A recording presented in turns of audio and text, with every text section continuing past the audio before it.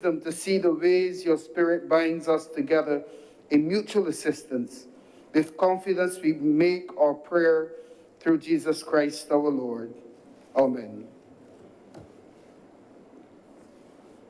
Most gracious God, author of all good things, we humbly beseech thee for the Parliament of Barbados, especially the Senate at this time assembled, that thou wouldest be pleased to direct and prosper all their counsels to the advancement of thy glory, the good of thy church, and the safety, honor, and welfare of our people.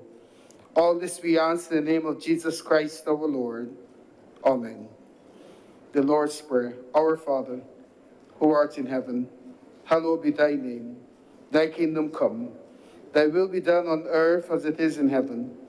Give us this day our daily bread, and forgive us our trespasses, as we forgive them that trespass against us. And lead us not into temptation, but deliver us from evil. For thine is the kingdom, the power, and the glory, forever and ever. Amen. And may the grace of our Lord Jesus Christ and the love of God and the fellowship of the Holy Spirit be with us all now and forevermore. Amen.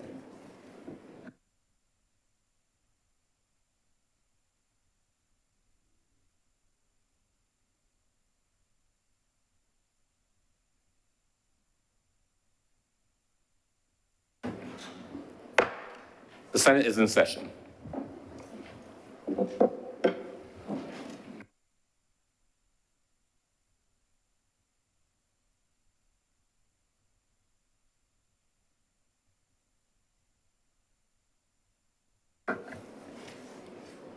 Messages from Her Excellency the President.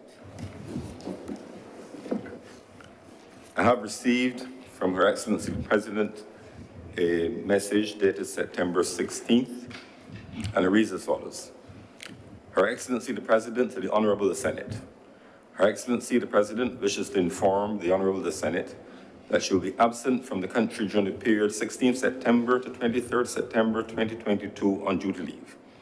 Her Excellency wishes further to inform the Honorable the Senate that, in accordance with the provisions of Section 33 of the Constitution, the Very Reverend Dr. Jeffrey Douglas Gibson will perform the functions of the Office of President for the period of Her Excellency's office.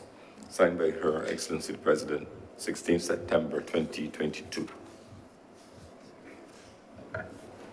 Announcement by Your Honor. And the receipt of the minutes of our meeting held on the 16th of September 2022 for confirmation. Senator Dr. Monroe-Knight.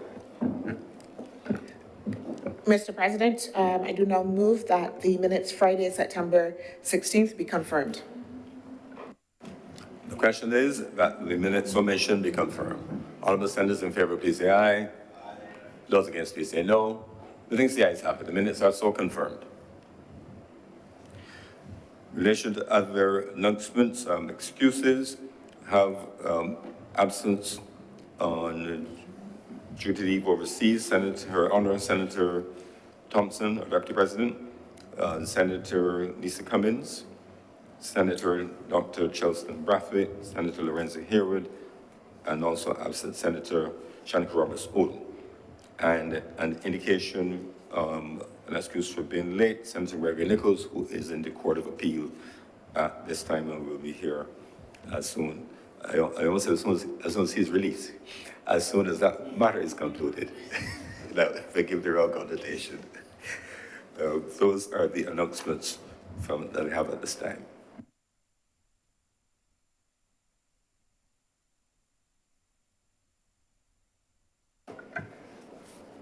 Presentation of petitions.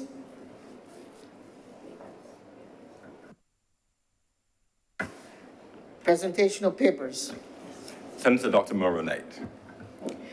Mr. President, I am commanded to lay the following documents: the annual report and audited financial statements of the Student Revolving Loan Fund for the year ended March 31st, 2021, the Sovereign Counter Guarantee Contract number 5568 CBA between the Government of Barbados and the Inter-American Development Bank Program to support environmental and economic development in Barbados, the Sovereign Counter Guarantee Contract between the Government of Barbados and the Nature Conservancy Program to support environmental and economic development in Barbados, the Barbados Economic Recovery and Transformation BERT Plan 2022, and the Duties, Taxes, and Other Payments Exemptions Multi-Currency Term Facility Agreement Order 2022.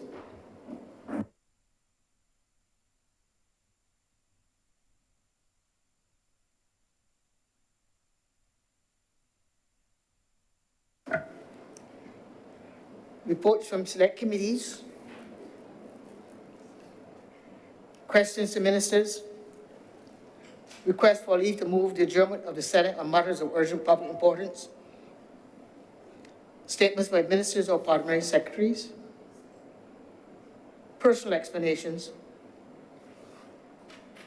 Motions relating to the business or sitting of the Senate and moved by a minister. Senator Dr. Mulroney. Mr. President, I beg to move that the suspension of Standing Order 45-2 be suspended for the remainder of the day's sitting. Mr. President, I also ask that Senator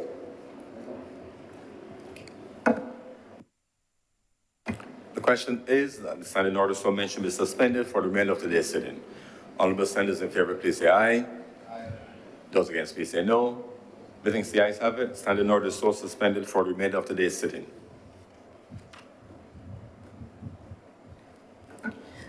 Mr. President, I beg to move that Senator Nurse be appointed chairman of committees. The question is that in the absence of Her Honor Senator Elizabeth Thompson, the Deputy President of the Senate, that in accordance with Standing Order 3, that Senator, the Honorable Linda Nurse, be appointed Deputy President for the remainder of today's sitting. Honorable senators in favor, please say aye. Aye. Those against, please say no. Meeting the ayes have it. Senator Nurse, please relocate.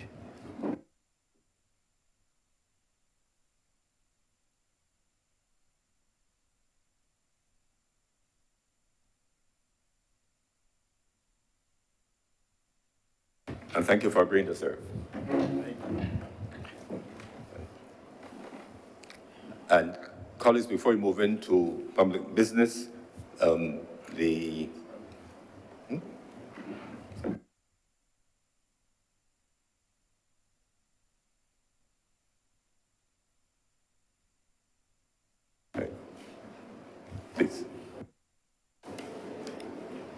Introduction of bills. Senator Dr. Mulroney. Mr. President, I beg to give notice of the resolution that Parliament take note of and approve the Barbados Economic Recovery and Transformation BERT Plan 2022.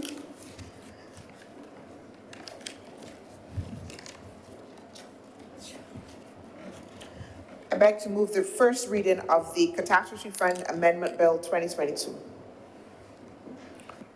The question is, and those that is read the first time. Honorable senators in favor, please say aye. Those against, please say no. Meeting the ayes have it.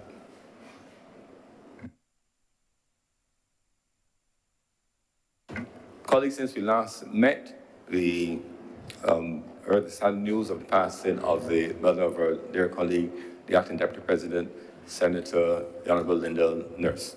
I'll ask you to join me in a moment of silence as a mark of respect.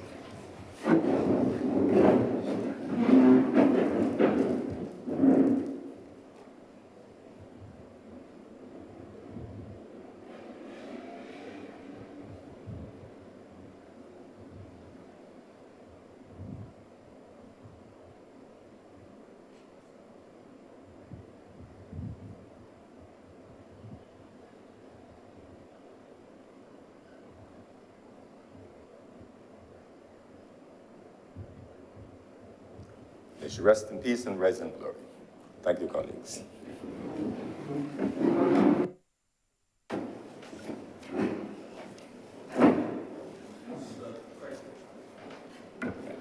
Mr. President, honorable senators, I thank you most kindly for your very kind expressions of sympathy and your very strong support the very strong support which I've been receiving during this time of bereavement.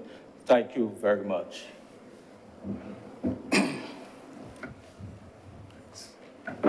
Public business, Mr. President. Public business is now the order of the day. Order number 6, sir. Order number, In the name of the Honorable Acting Leader of the Senate, to move the second reading of the Catastrophe Fund Amendment Bill 2022. Senator Dr. Monroe Knight. Mr. President, we live in a world of extreme uncertainty. I think that over the last 3 to 4 years, all of us can attest to the fact that we have had to reflect on the fragility of our existence.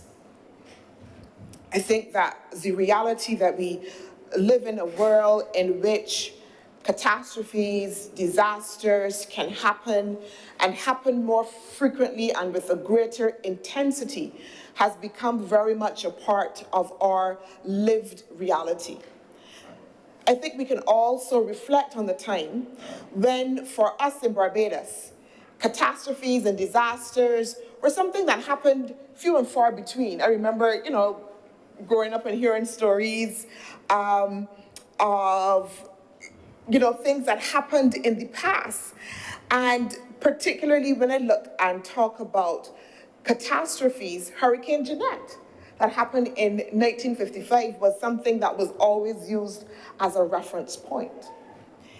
But our current reality of everything that has happened to us, again, in the last 3 to 4 years, suggests that we have new reference points to identify, again, that the world is uncertain, that tragedy and catastrophe and disasters, again, are now more closer to us than before. Mr. President, I believe that we all know within the last 3 to 4 years, again, the COVID-19 pandemic and the impact that that has had on our lives, and that came out of nowhere, unplanned, unforeseen, but the impact and the multiple layers of impact that that has had on our lives here in Barbados and globally, again, reinforces that message. But even outside of COVID-19, we then had Hurricane Alpha and a freak storm and ashfall. And Mr. President, I'm making the point here in all of this again about that notion of the fragility of our existence currently.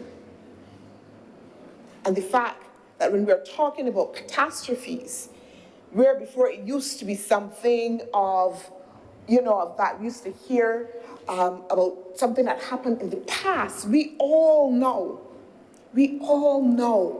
can relate to this notion that we live in a world where these things can come quickly at a drop of a hat and that the impact can be extremely devastating. And so that over time, we have then begin to see that the world is changing and the nature of the impacts that affect us can move extremely quickly. One of the other reference points that I want to note in the discussion is the fact that where before, again, and I point to Hurricane Jeanette, and we used to be scared of hurricanes. Now, just tropical storms, just the threat of floods create a level of trepidation, again, just because of the nature of the intensity and the fact that there's tropical storms and floods here in Barbados and elsewhere can create a level of devastation. That is the reality for us as small island developing states.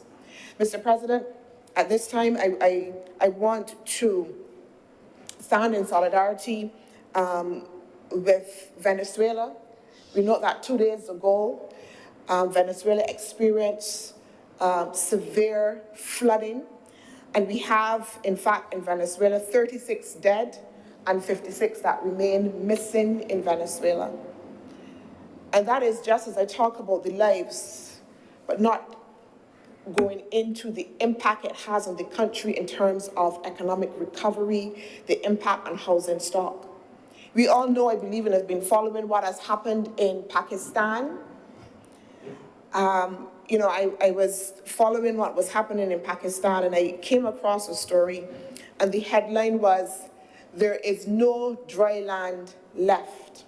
There is no dry land left, pointing to the devastation that Pakistan is going through and the impact, again, that it will have on the country. None of this planned, none of this foreseen. That is the nature of catastrophe. So that in the context, Mr. President, of these things that come at us that we don't plan for, that are unforeseen, we have to be able that we position ourselves to be able to respond appropriately and allow the country to build back better. That notion of building back better is tied to a word that we've been hearing quite a bit, that notion of resilience, of building resilience. Resilience of people, resilience of country, resilience in our infrastructure. And what does that resilience mean? Mr. President, that resilience means being able to bounce back, build back quickly from a challenge. But not only being able to just bounce back quickly. That's why I'm saying it's tied to that notion of build back better. But that we bounce back and we seek to mitigate so that we are then able to strengthen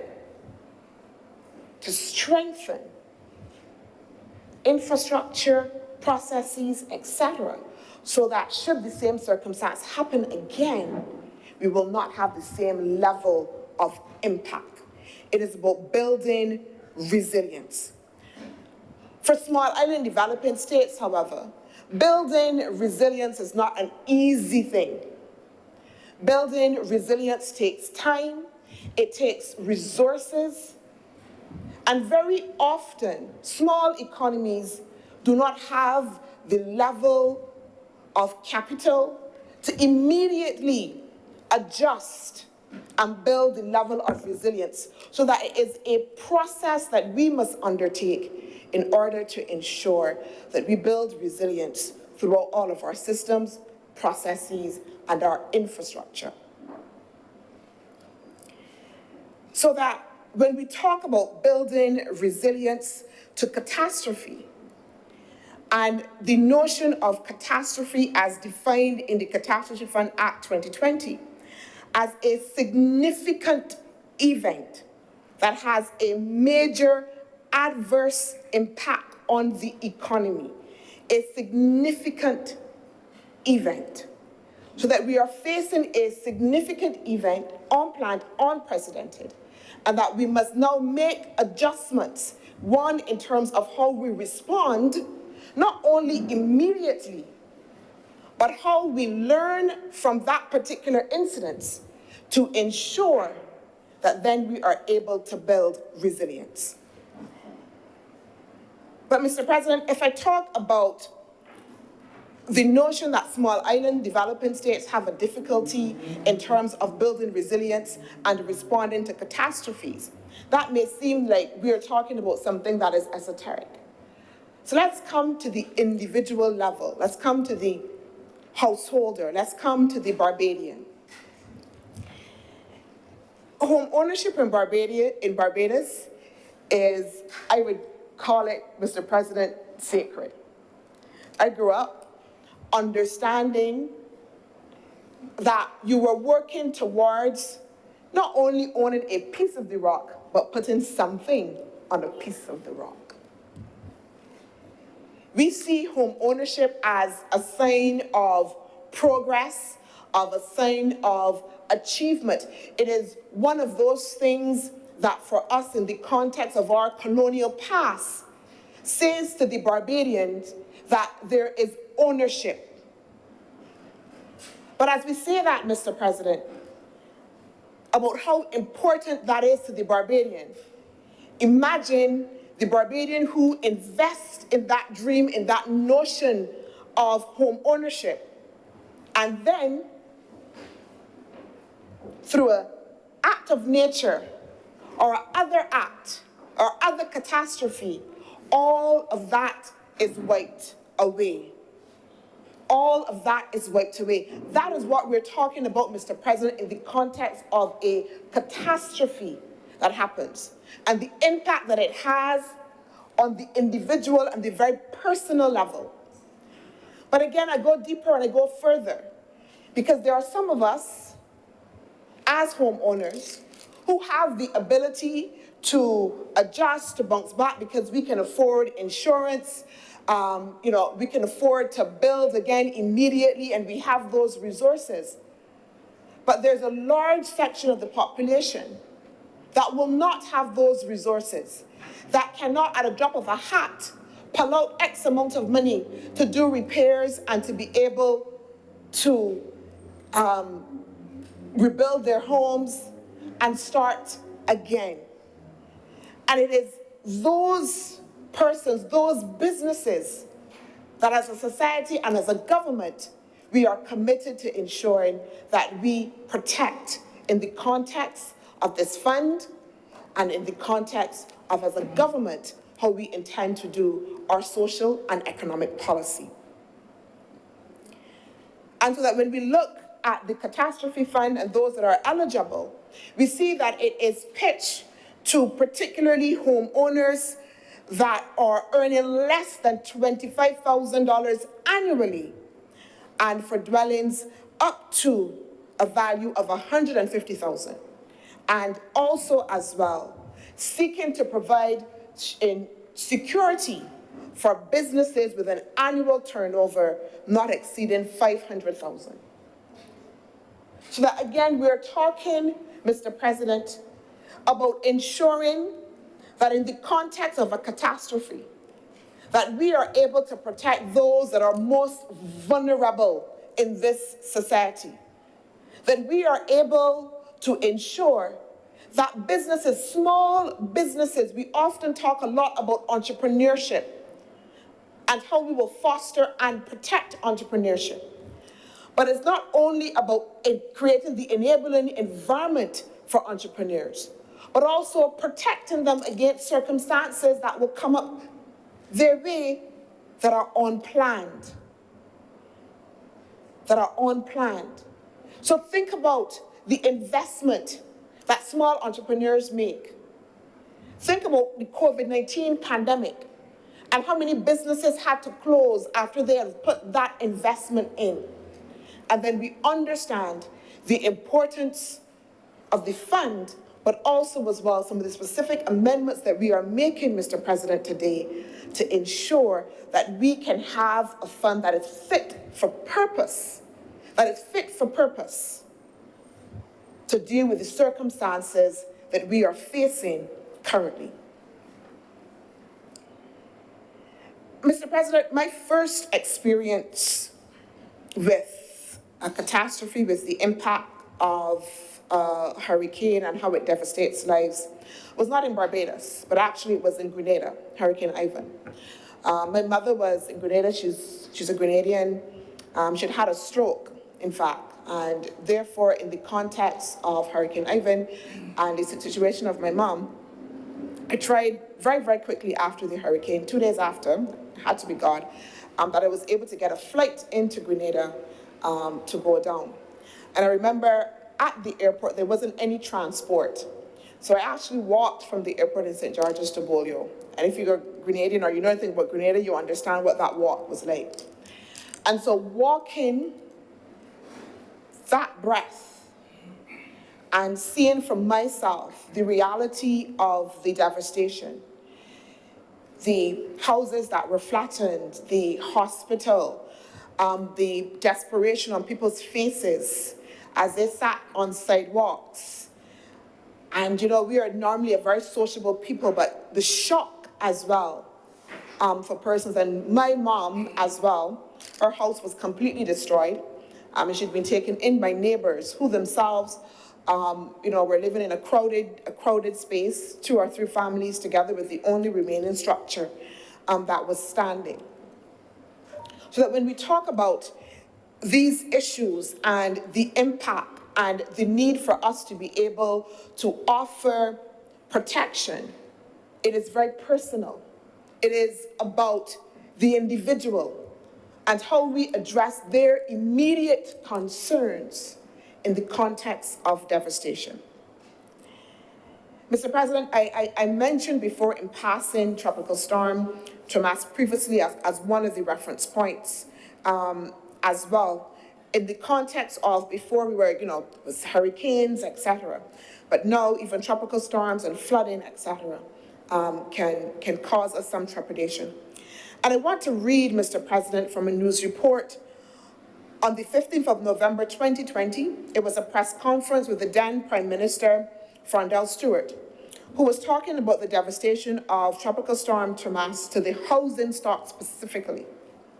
And I'm quoting, "It is going to take about 37 million to deal with all of this." This is the Prime Minister, then Prime Minister Frondell Stewart. "We have about 23 million in the Catastrophe Fund, but we are going to need a legislative amendment in order to access those monies. We have, however, been able to source 17 million from the Caribbean Catastrophe Risk Insurance Facility, and that money can be readily sourced." The article went on to say, quoting again the then Prime Minister, "What this system has revealed is that a lot of the low-income housing stock was in very poor state of repair.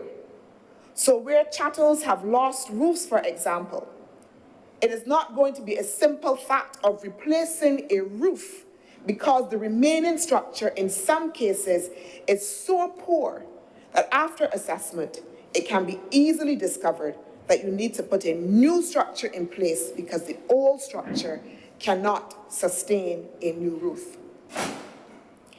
Mr. President, I read that quote to identify a few things of importance. One, the importance that the Catastrophe Fund played then and continues to play. But importantly, that even at that time, the then Prime Minister was pointing out that there was a challenge in the face of a need to address the situation of citizens.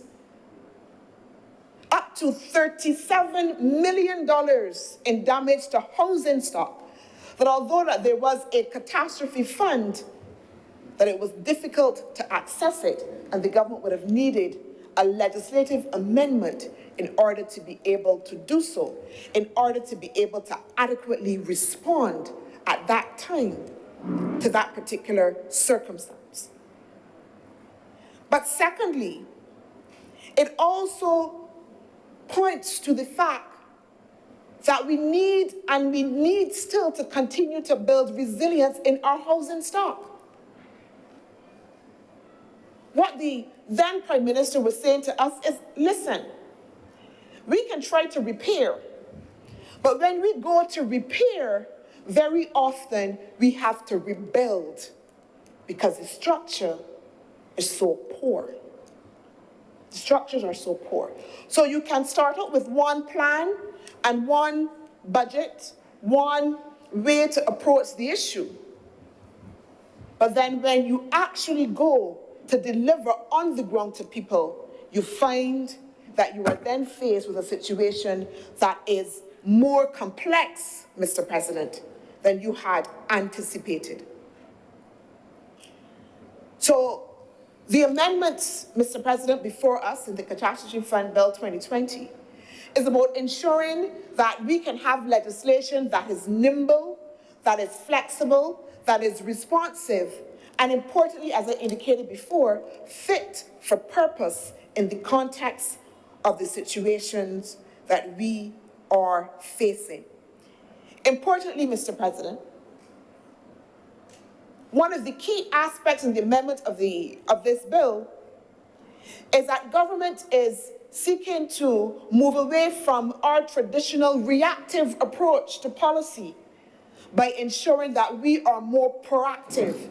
It is not, Mr. President, about what you do after the event, what we do after the event, but more about what we can do before to shore up, to build resilience, to prevent the extent of the impact that we have seen, so that the amendments before us are intended to reflect the learning that we have had in the context of what we have faced.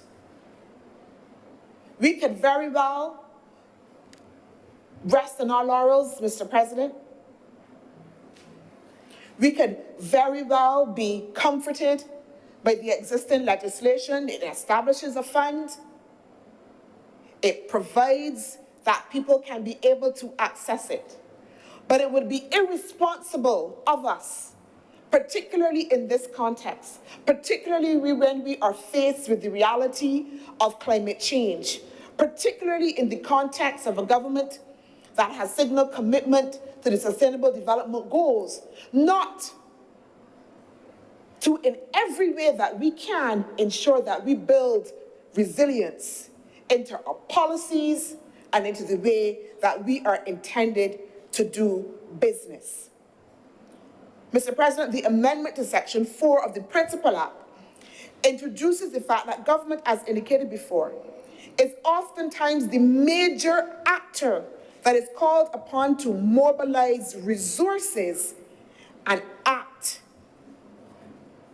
in a way that enables its citizens, that act in a way that is responsive to the needs of its citizens. It recognizes that the state has to mobilize resources of all of its government agencies in order to be able to respond, Mr. President. And importantly, like I said before, the amendment at Section 4 introduces what was not there before and now speaks to the issue of mitigation. The previous act said the purpose of the fund, the previous 4, the purpose of the fund is to provide financial aid to eligible persons and qualifying businesses in need of such aid as a result of a catastrophe. The catastrophe happened, and then the fund kicks in. Then you can access the fund as a result of a catastrophe. That, Mr. President, is what I'm saying is the reactive approach that we are seeking in the context of this amendment to be able to correct.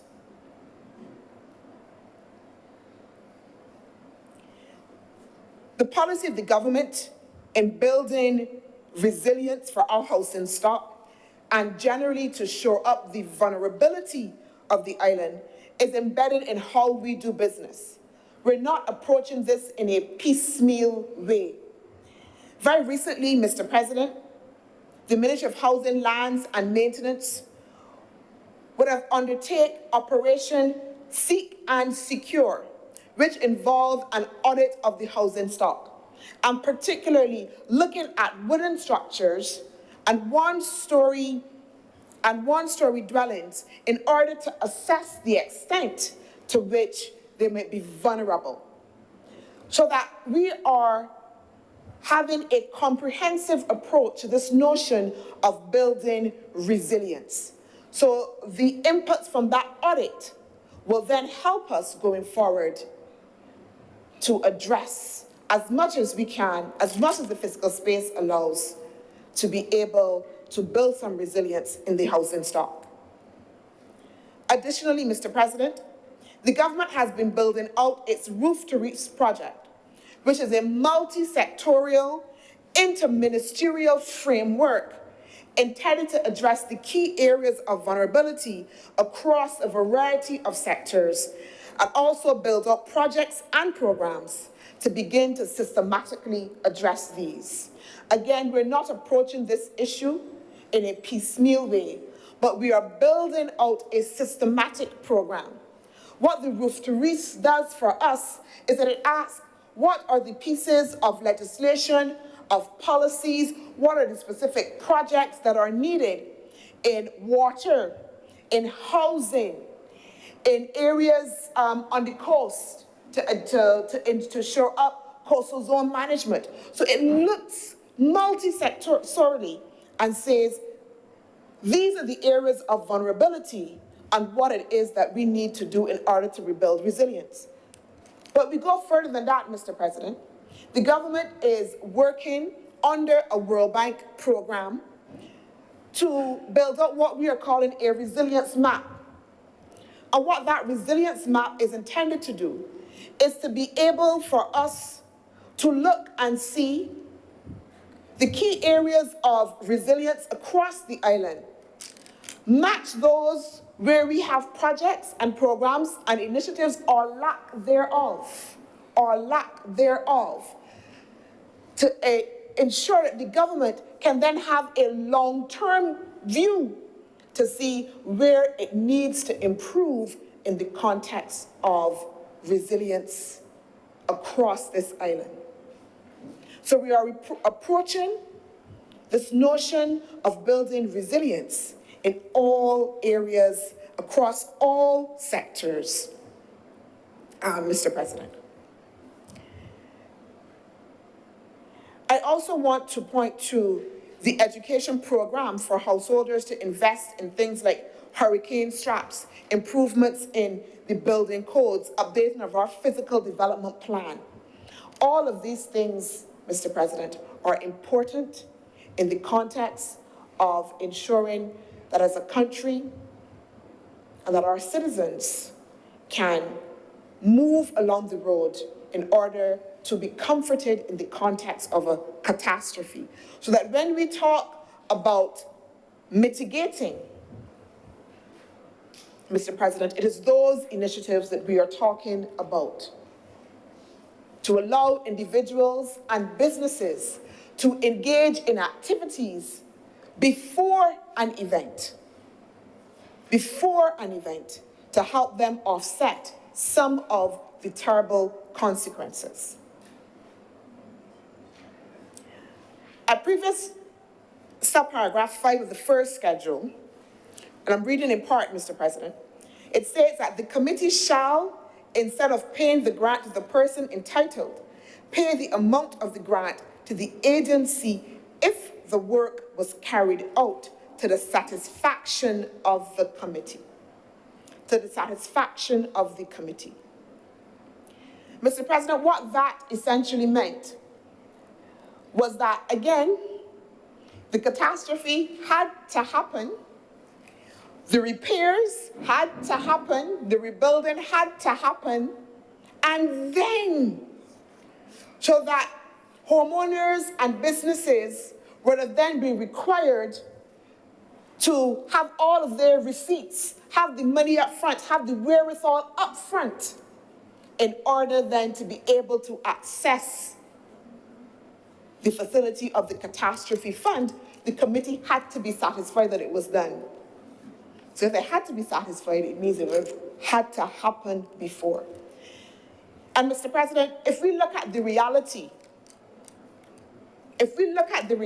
of Barbados, and again, Mr. President, I have identified before the scope of the persons that we are trying to aid in the context of this catastrophe fund, that community often does not have the funds up front to go and buy X amount of materials in order to rebuild and then come back and present. Where are households that have put together as much as they can already to invest in their house? That for many low-income earners, that the idea of by the sweat of thy brow is actually a lived reality, that they have invested as much as they can in the context of building their house, where, Mr. President, will they then be able to find all of the resources then to be able to address the specific circumstance? And so that the amendment being proposed, therefore, removes that notion that the committee has to be satisfied and says, let's look at the objective situation that something has occurred. In order for the committee, again, Mr. President, to be satisfied, and I want to say not only for householders, but again, please think of the small businesses as well that we have. Think about the small businesses, Mr. President, that we have, and let's ask ourselves again, where will they be able to find those resources? I take you back to 2010 again, and what I read in relation to the former Prime Minister, who was essentially saying that monies are needed now and not after the fact. In particular, Mr. President, I want to reflect on the fact that for a catastrophe and for a catastrophe fund, it needs to be able to reflect the most vulnerable. And so we ask ourselves, if we left the legislation as it was, will the legislation be fit for purpose? Will the legislation be fit for purpose? Mr. President, the amendment to the first schedule also provides for the inclusion of the National Housing Corporation in the list of agencies in the circumstance where the house is provided by an agency or the repairs are to be effected by an agency. Let's talk about Hurricane Elsa and the same circumstance that I spoke to before, Mr. President. So we have Hurricane Elsa. We have the devastation of housing stock. We have the most vulnerable in our society. And again, people who do not have the upfront resources, where do they go, Mr. President? Who do they turn to? Very often they turn to the government. They turn to UDC. They turn to RDC. They turn to the National Housing Corporation. And so that the inclusion of the amendment that is made to include the National Housing Corporation, again, reflects the practical reality that the National Housing Corporation is one of the key entities providing housing solutions to repair and to rebuild back houses in the context of a catastrophe similar to what we have in the context of Hurricane Elsa. Mr. President, as we heard in the other place from the Minister of Housing and Lands and Maintenance, the National Housing Corporation is responsible for 75% of the repairs, and this is the objective reality now of Hurricane Elsa, 75% of the repairs, with rural and urban 12% and 13% respectively. And in the case of the rebuild, the NHC is undertaking 44% of the rebuilds, and the RDC and UDC undertaking 26% and 25% respectively. So that this amendment is responding to a circumstance in which you have an institution that people see as being primarily responsible for assisting them in the context of a catastrophe, in the context of Hurricane Elsa, and that we're making provision for the National Housing Corporation as being one of the key players in providing the solution to be included in the context of the legislation. With reference to subparagraph D of the first schedule and the amendment, it provides as well for the full gamut of government agencies that are to play a key role in rebuilding and repairs. So it speaks to the notion of state agencies and statutory bodies as well. And this is important because we don't want now to have legislation, again, that is limited, because as governments change and they develop different mechanisms to deal with different situations, we now then, in the context of this amendment, have broadened it to ensure that it is inclusive for all of the agencies that can be involved. And Mr. President, I take us back again to Hurricane Elsa. And the fact that we had UDC, we had RDC, the National Housing Corporation, but also as well, the Ministry of People's Empowerment had to play an extremely critical role. The Ministry of People's Empowerment was responsible for housing persons. You had the Ministry of Agriculture and its bodies who had to play a role in sourcing food and finding food to be able to feed those families. So that the amendment is therefore seeking to ensure that we encapsulate all of the various arms of government that are going to be critical to addressing this situation as it arises. The insertion, Mr. President, as indicated in the amendment, after paragraph 1, also establishes a cap on those businesses, as I said before, up to 500,000 that can have access to the fund. So that, again, we are ensuring that we are targeting the persons that we want to be able to help, to assist, to secure in the context of the catastrophe fund. And additionally, the amendment also identifies that whereas before in the Principal Act, the key committee arbitrating in this context as being the Economic Catastrophe Committee, it now also includes both the Economic Catastrophe Committee as well as the Physical Catastrophe Committee in order to be able to arbitrate and to ensure that in the context of accessing the funds, that there is a balance not only in the context of looking at the economics of the thing, but also as well assessing need. So, Mr. President, the amendments here are really intended to ensure that we can have a catastrophe fund, as I keep saying, that is responsive, that reflects the learning that we have had in the context of our experiences thus far. And I say thus far because, as I started out by saying, we live in a world of extreme uncertainty. But even as we live in a world of extreme uncertainty, we must ensure that we put measures in place that demonstrates, Mr. President, that demonstrates that we understand, that demonstrates that indeed that we are learning, that demonstrates that we are intended to be responsive.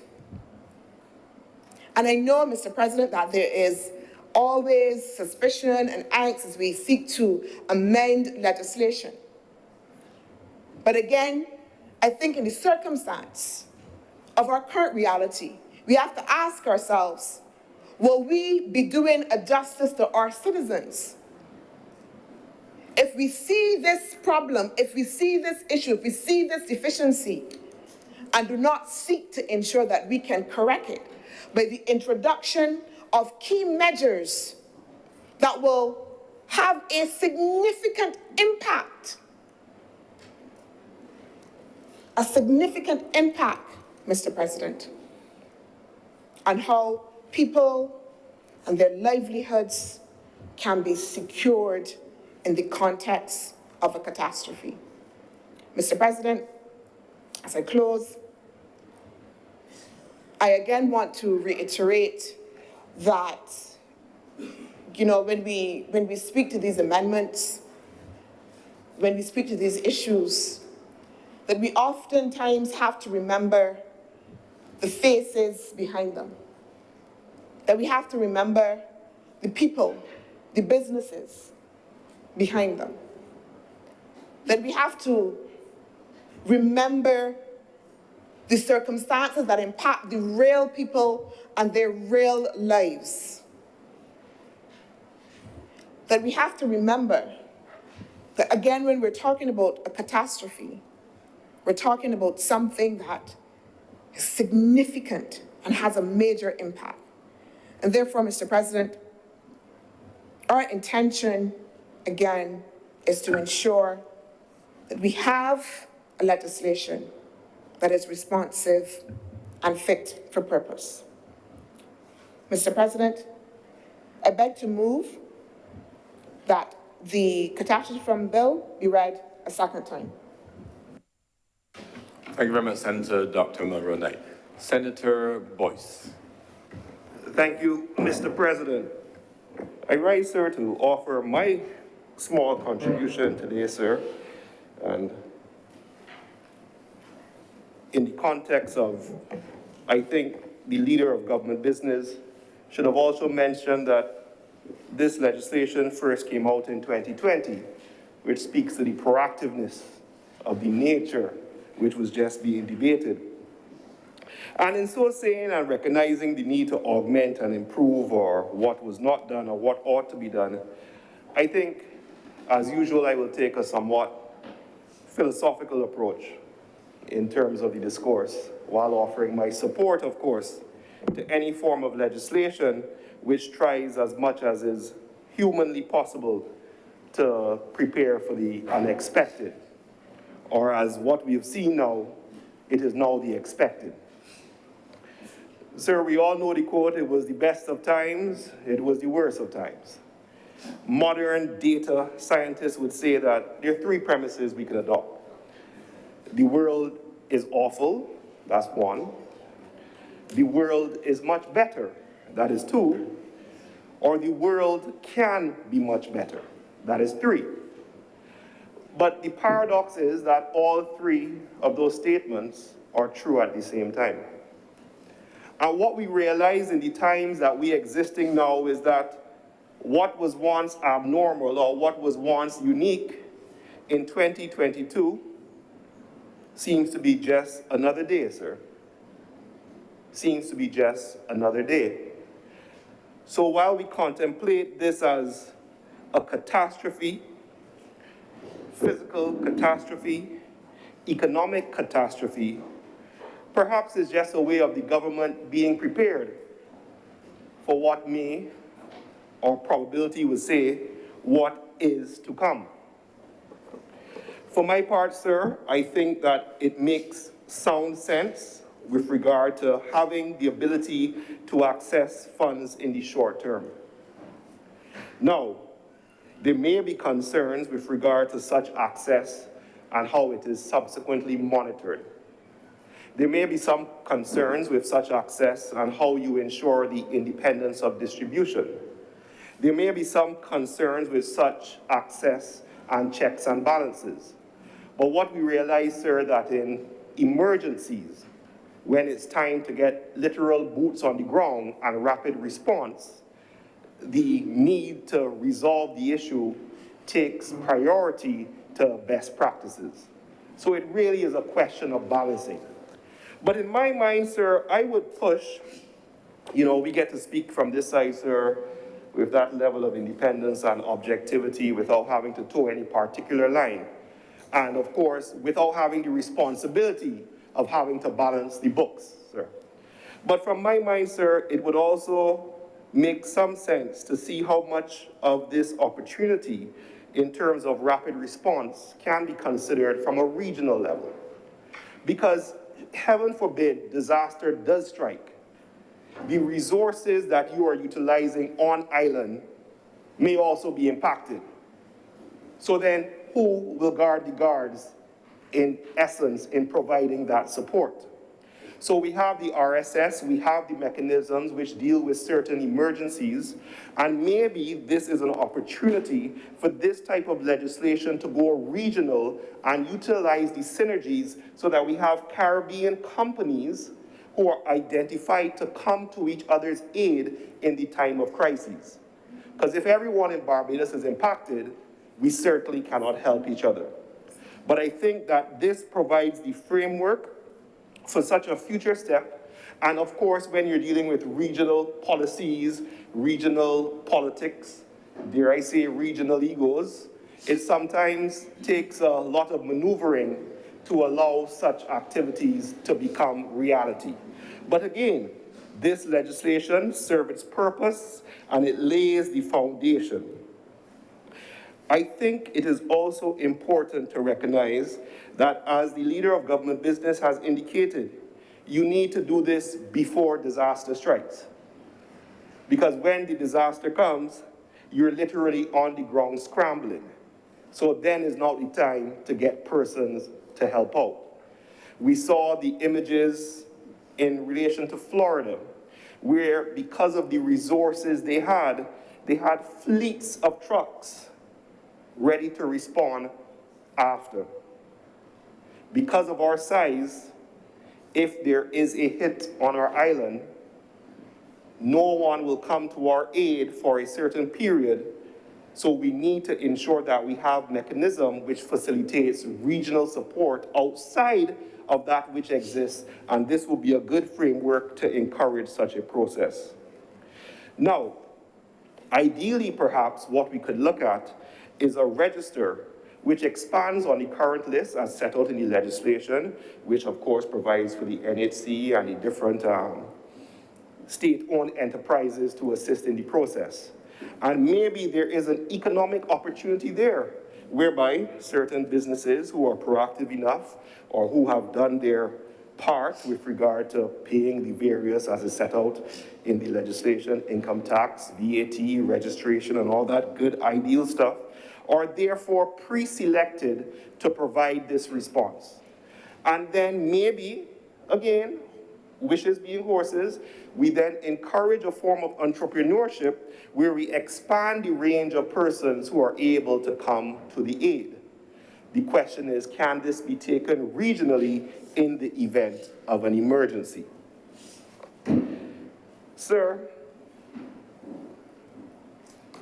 another factor we must continue to consider, sir, is that while we talk about resilience in the context of economic and practical response, I believe that we can all say that there's also an emotional and mental need, which I think persons recognize needs to be considered in these times. I think everyone is somewhat tired. I think the world is tired. We're coming out of the pandemic, so they say. I'm still a bit cautious, so I wear my mask very proudly. And there may be other internal issues for that, sir. Maybe I just like the mask, sir. But the point is that we have been dealing with this for so long, and there's a certain amount of fatigue. And I think we recognize, especially for the youth, that there is a concern of when will things begin to get better. So while we talk about the economic considerations for the future, and while we talk about, well, how do we get back houses? How do we get back roads? Those are the priority. But perhaps, and again, we lay it at the feet of the government, which have so much to do. But perhaps there is some consideration to regard our social fabric. And I think it's fair to say that objectively, Barbados in 2020 is going through a period where there seems to be some divergence as to what it means, that social fabric. Now, we have the much touted and much utilized social, what's the term, with the unions and the social partnership, which has served, sir, I think, greatly to deal with the economic wins that come. The question is, how do we do with the less tangible issues? How do we deal with the emotional issues? How do we deal with the mental issues? The fact is, sir, that storm clouds are gathering. We see the war. We hear the cries about the environment.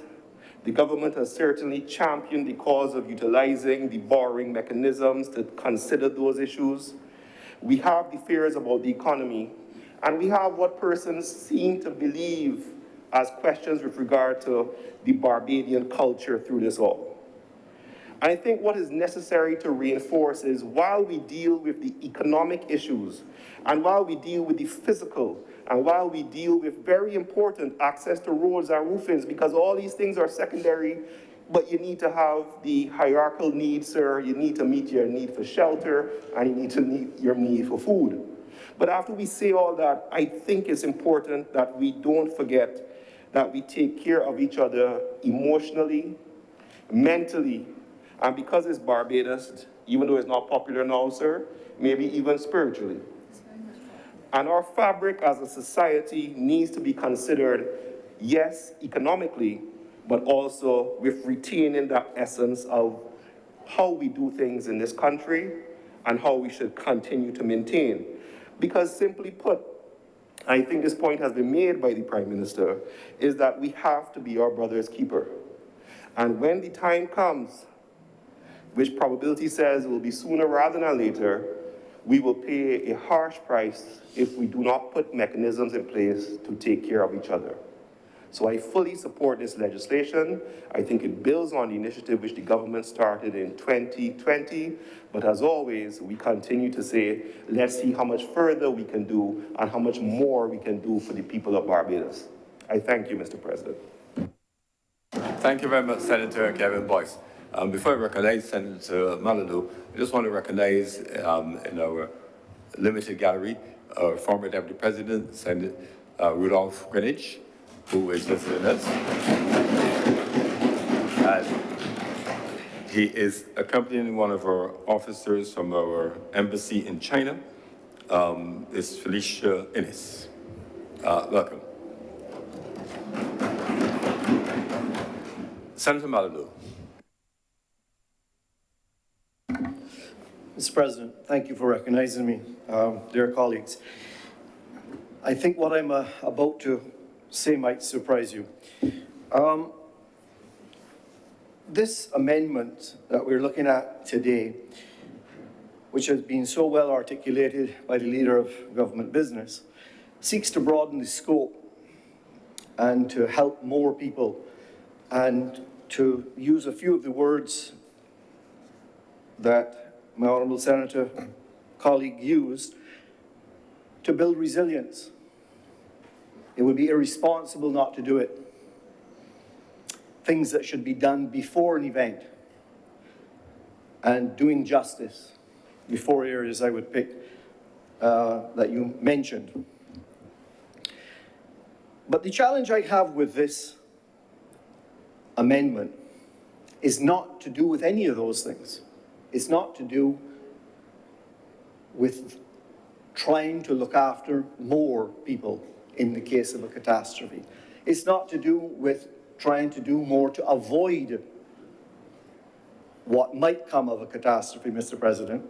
The challenge I have with amending this legislation is in fact Section 8 of the underlying legislation, which is not being amended today. But I would like to focus on that, and perhaps it is my training as a chartered accountant, perhaps it is my background as a business person, perhaps it's my philosophy on good governance that focuses me upon Section 8. Section 8 tells us of the underlying legislation, which the amendments refer to, that the Director of National Insurance shall keep proper accounts of the fund. It tells us that Director of National Insurance shall prepare a monthly statement of the accounts of the fund. This is the fund that we are relying on for resilience, to look after these people in case of a catastrophe, to do all the right things, to do what is justice, to be prepared in advance. It says to us that no later than 2 weeks after the end of each month, these statements should be submitted to the Chairman of the National Insurance Board, to the Director of Finance and Economic Affairs. and the accounts of the fund shall be audited at least once every financial year by the Auditor General. In another part of the underlying legislation, we learn that this fund is managed by the National Insurance Board. My understanding is, and I'm willing to be corrected if I'm wrong, Mr. President, that the last time the National Insurance Scheme of Barbados was audited was in 2010. That would be 12 years ago. I'm willing to be corrected. That certainly is what I've read in the public domain.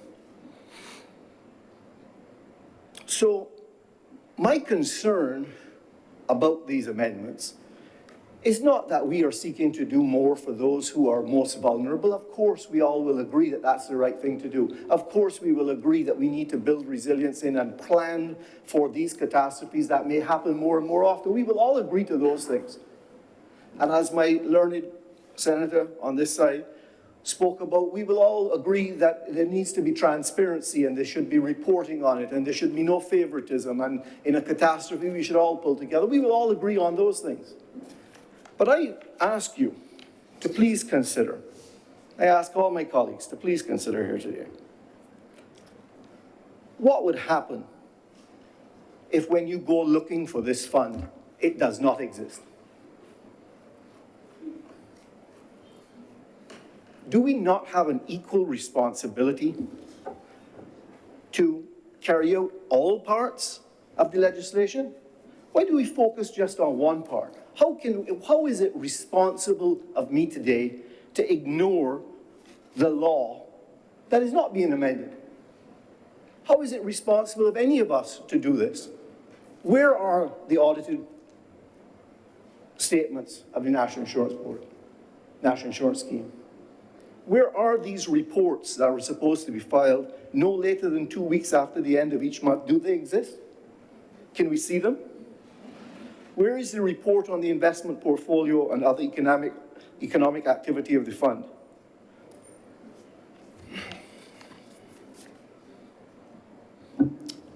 I find this extremely difficult, and I think that if we are, in fact, going to be, and let me use the word, if we are going to build resilience, the fund needs to exist, and we need to know it exists.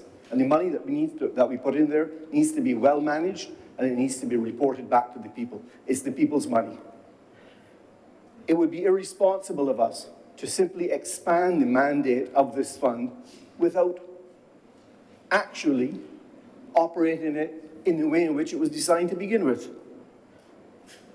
And one of the most important things that we need to do before the event is to make sure that there is, in fact, funds to deal with when there is an event.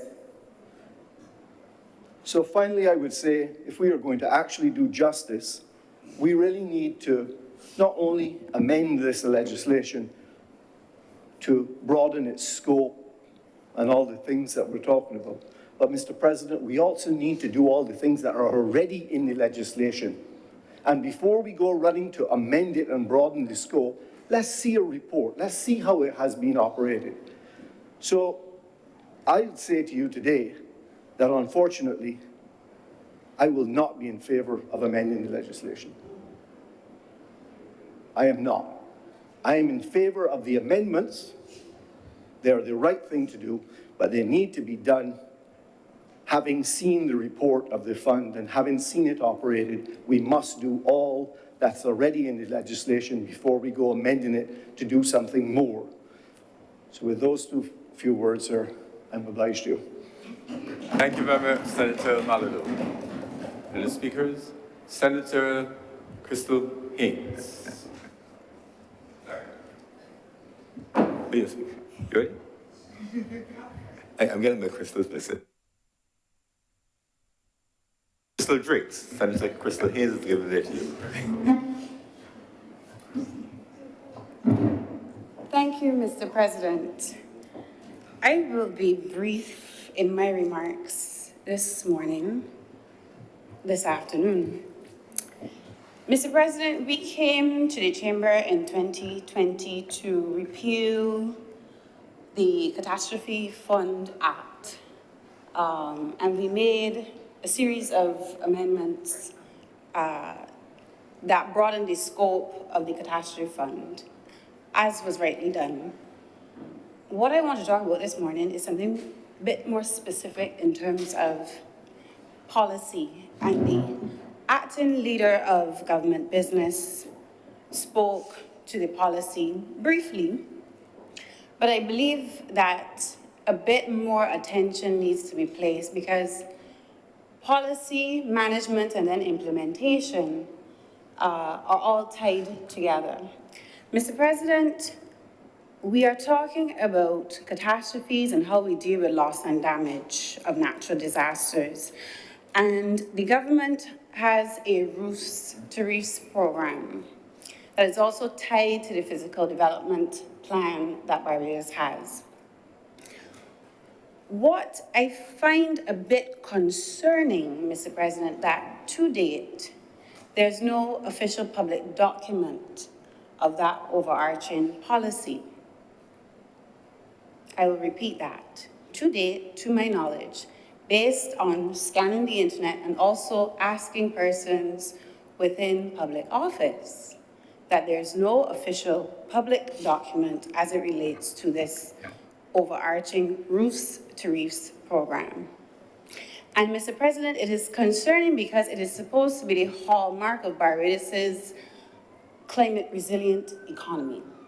That is the policy that the government has said it will be the guideline by which we undertake all of the necessary activities, projects, programs that will build out a climate resilient economy. Mr. President, if you would allow me to read an article by the former Minister in Economic Affairs and Investment that was published in July of 2021, so that you understand the magnitude of what this Roofs to Reefs program is supposed to be about. Minister Carroll at the time noted that Roofs to Reefs was developed in order to make sure that our economic recovery, that our economic plan is not all developed separately from our sustainable development agenda. Roofs to Reefs is really all of the interventions brought together in one program, all of the interventions that are required for a climate resilient economy. Mr. President, I am speaking about this because the Roofs to Reefs program is also mentioned in the Barbados Nationally Determined Contributions 2021, the updated plan.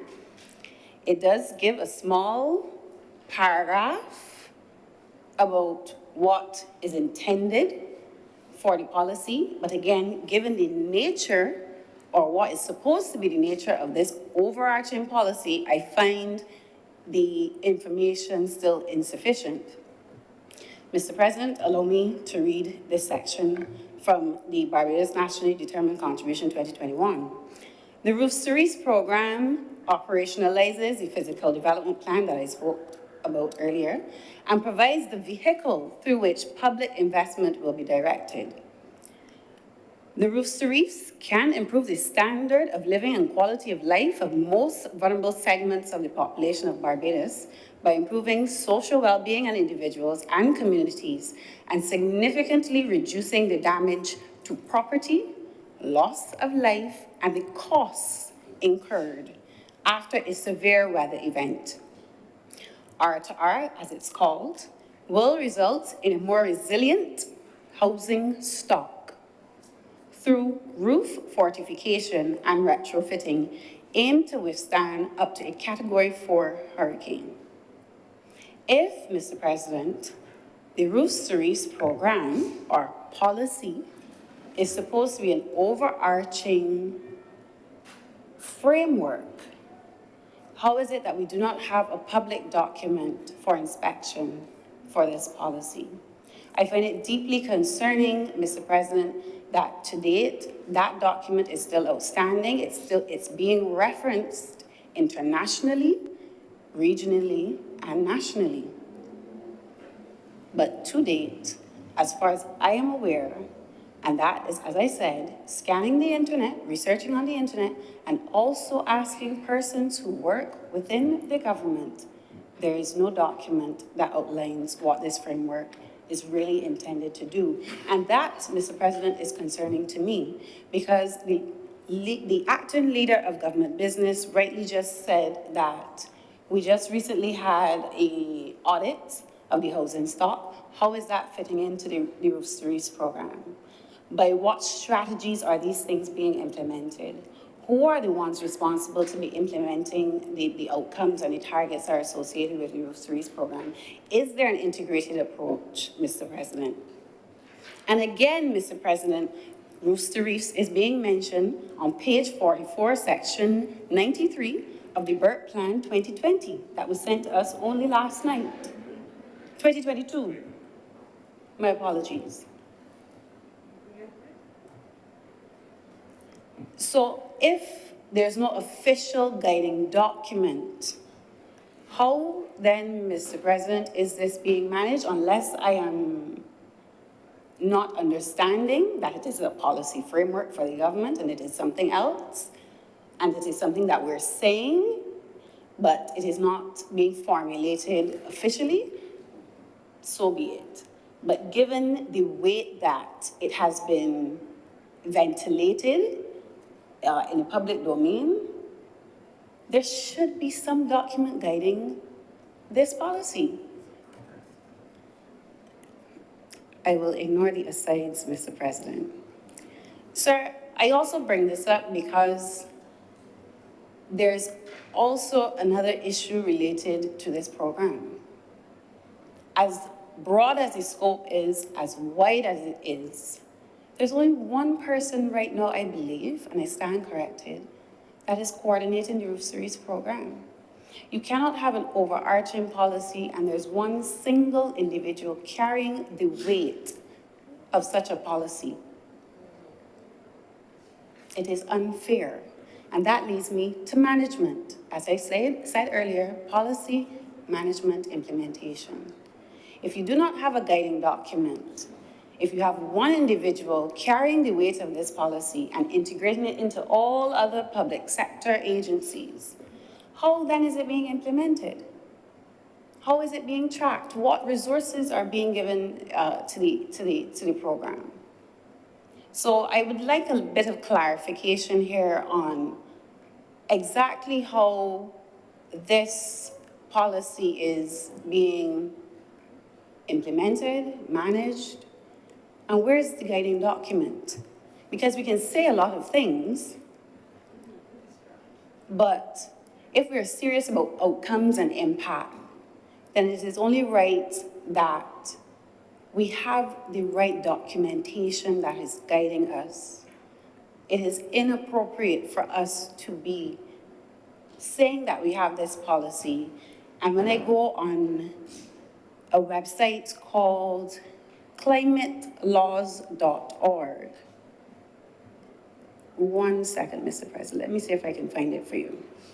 Yes, climatelaws.org. It states that this plan was passed in 2021. It says this plan aims at protecting the population's private and community roofs from extreme weather events such as tropical storms. It also seeks to encourage the use of renewable energy sources, rainwater harvesting, and nature-based solutions to reduce runoff into the coastal environment. This document has been identified in Barbados' updated NDC, as I mentioned before, the Nationally Determined Contribution. However, this is on the website. However, the text itself is not publicly available. So is it not publicly available, or is it that it does not exist? Mr. President, I'm obliged to you. Thank you very much, Senator Drake. Senator Haynes, Dr. Haynes. Thank you, Mr. President, for recognizing me. Just starting with a little bit of background about the word hurricane. The word hurricane is actually derived from the Taino word, Indigenous people, the Taino word for devil. I found that very interesting because every hurricane season we find ourselves praying to be spared when these devils start to stir.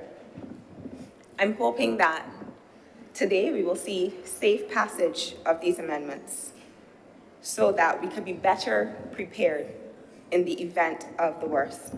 The Catastrophe Fund 2007 was first established under law by a previous Barbados Labour Party government with the purpose of providing financial aid to low-income earners who resided in chapel houses in the event that their homes were damaged or destroyed by a catastrophe. One of the notable amendments today will be the deletion of Section 4 of the principal legislation with substitution of that section with a new section that will not only allow for us to remedy and to respond after damage or destruction have occurred, but will also allow for mitigation, allowing for Barbadian home and business owners to be better prepared should there be an impending catastrophe. As Senator Monroe Knight indicated, we're trying to be proactive rather than just being reactive. To Senator Malalu's point about the need for this act to exist and the importance of this legislation, he was suggesting that he wants the act to be there, but it has to be strong, and I hear his calls.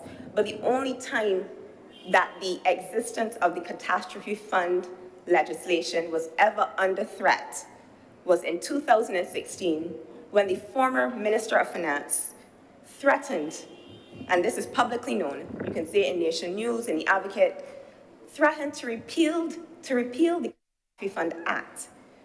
Here it is, we live in one of the most disaster-prone regions of the world, and we have a fund set up to secure us in the event of catastrophe, and we had a Minister of Finance telling Barbadians, $35 million sitting there and nobody doing anything with it. Let's repeal the act. That was what we were facing. Here we are today, doing the responsible thing to make sure that the act can be properly administered so that Barbadians, both individuals and businesses who have needs, can have those needs addressed, and so that the funding can be accessed. Due to our size and location, Caribbean SIDS are particularly susceptible to the impacts of climate change. According to the Intergovernmental Panel on Climate Change, on average, temperatures in the region have increased between 0.1 Celsius and 0.2 Celsius every decade for the last 3 decades. The report from the Intergovernmental Panel on Climate Change also indicated that our sea levels have risen 2 to 4 centimeters every decade for the last 33 years.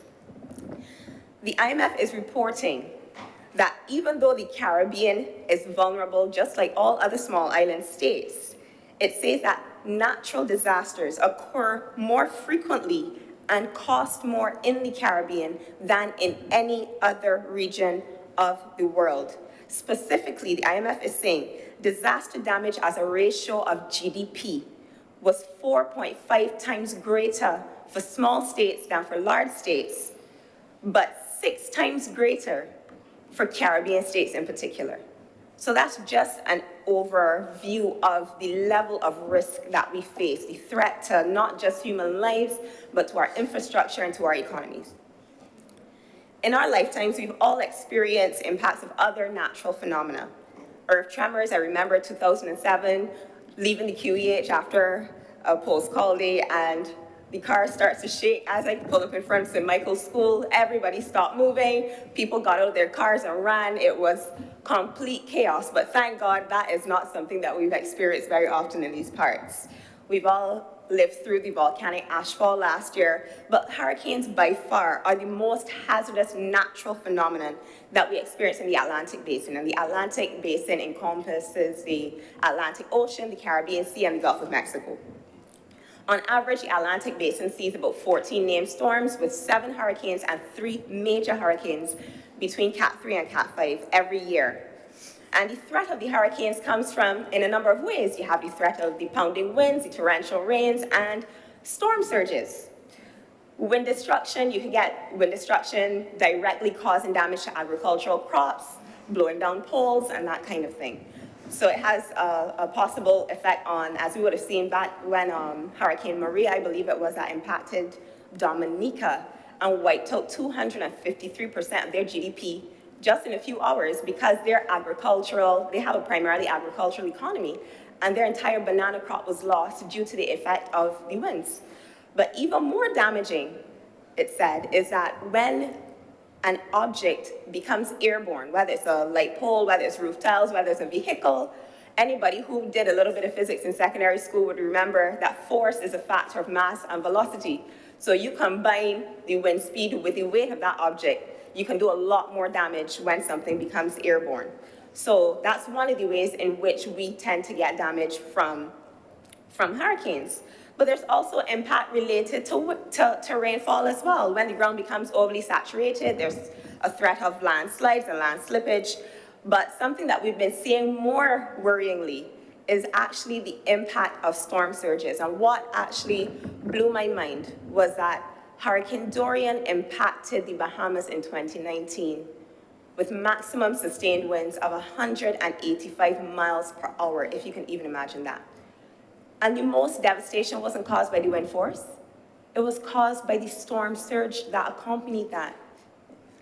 Up to this day, they said 84 fatalities, but the number of missing people officially reported missing was around 300, 280-something people still missing and can obviously be presumed dead.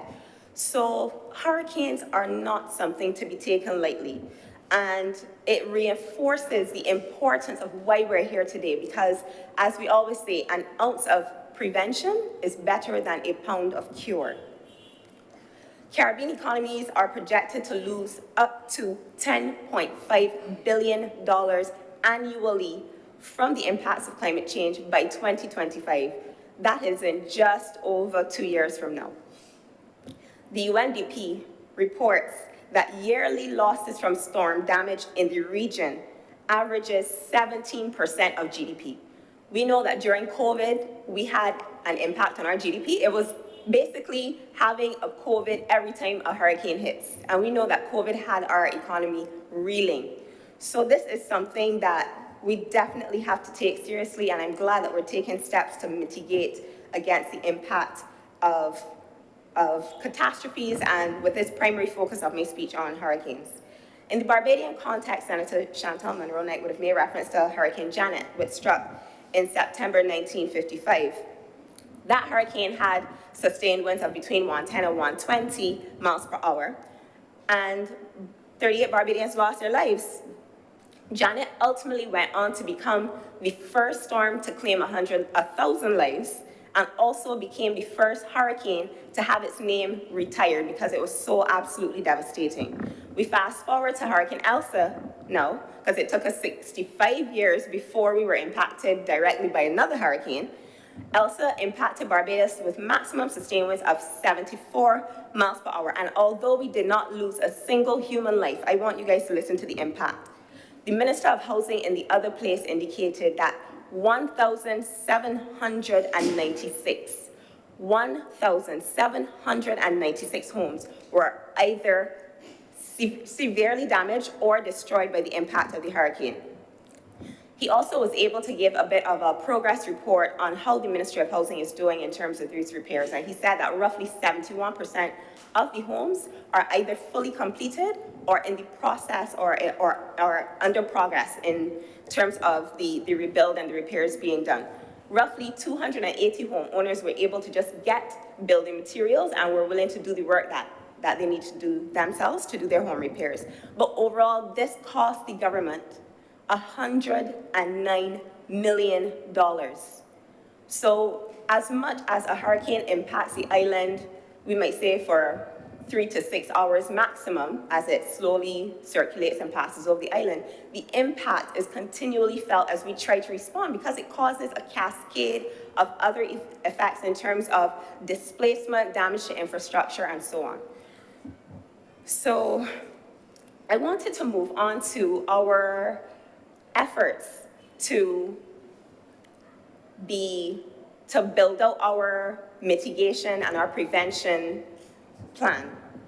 Senator Monroe-Knight earlier made reference to Operation Seek and Secure, which was modeled off of a project that the government rolled out during the pandemic called Operation Seek and Save. Everybody would remember during the pandemic when we were in lockdown, the aim was to get these volunteers out so that we could go and assess the extent of infection in the community while everybody was at home, try to reduce movement and try to identify high-risk cases. So they've copy that model in a sense to say, well, we're going to take students of the Samuel Jackman Prescott Institute of Technology, train them, put them under the supervision of the Barbados Defense Force, and it's facilitated by the University of the West Indies as well, and allow them to go door to door to ask a specific set of questions so that we can collate the data to help to formulate our policy and to inform our decision-making process.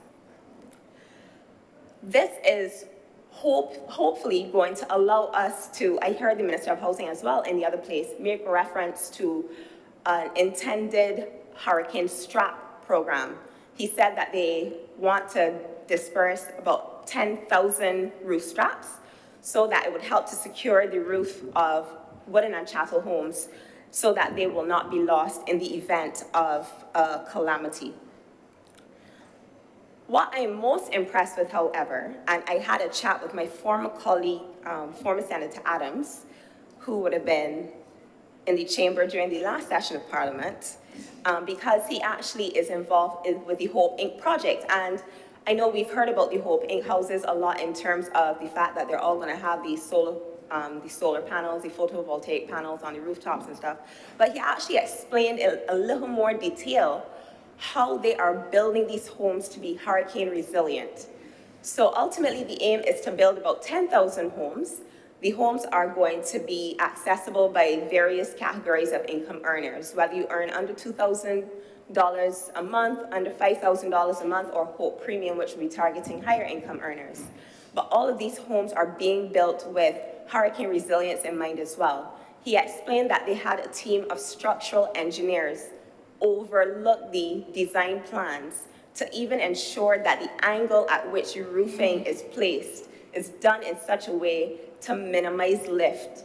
Ultimately, the homes, certainly the ones in Hope Direct where he's involved with, should be able to withstand up to Category 3 hurricane force winds. That's up to 129 miles per hour. So in addition to, yes, allowing businesses and individuals to access funding to retrofit homes, here we are factoring in resilience into our future build-outs in terms of how we build out our housing stock going forward. And I was really, really impressed by what he was able to tell me. So as I wrap up, I just want to say, I saw an interesting quote. The World Development Report 2017 said, long-term growth is less about how fast one grows than about how often you trip along the way. One of the challenges that we have here is that you could have the best plans in the world. When you're getting hurricane, ashfall, volcano, ashfall from the volcano, freak storms, all of these threats can potentially cripple us and bring us back to our needs. But in being proactive and in taking steps to mitigate against catastrophe, hopefully would allow us to be able to bounce back, dust ourselves off, and get back on our feet faster. Mr. President, I commend these amendments to the House. Thank you. Thank you very much, Senator Dr. Haynes. Senator Nurse.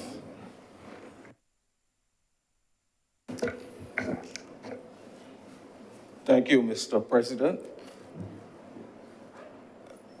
I should say from the very beginning that I support these amendments. I think it's very important aspect of our planning as we move ahead.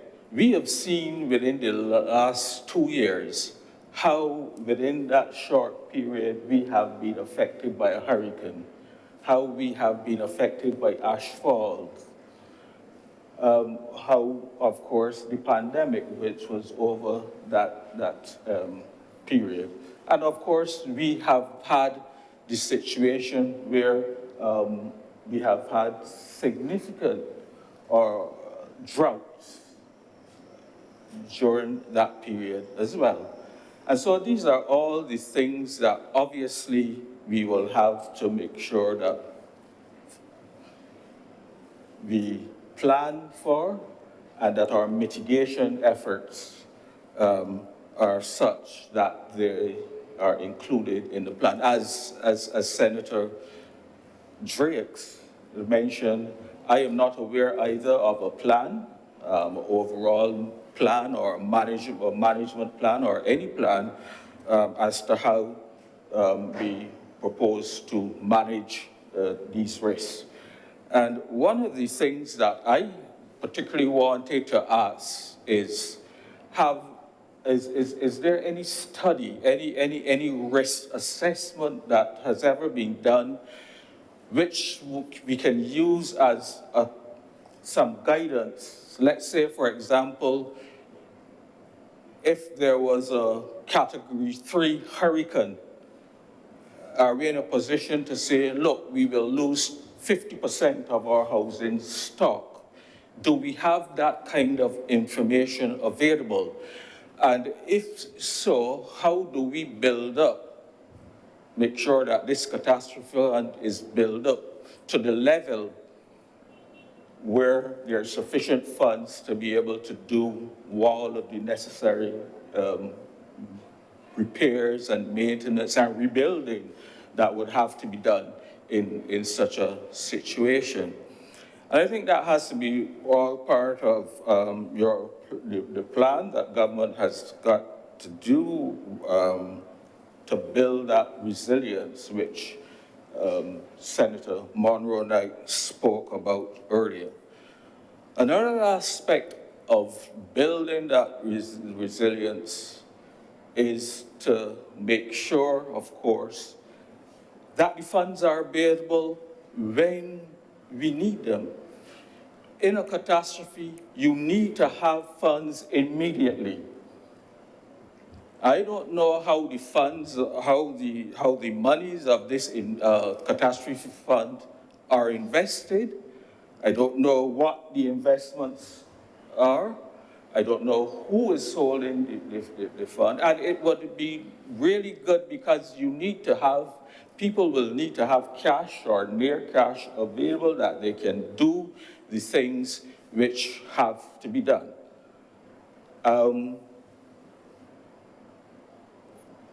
Again, I don't know how the fund is financed. Is it by annual appropriations out of the consolidated fund?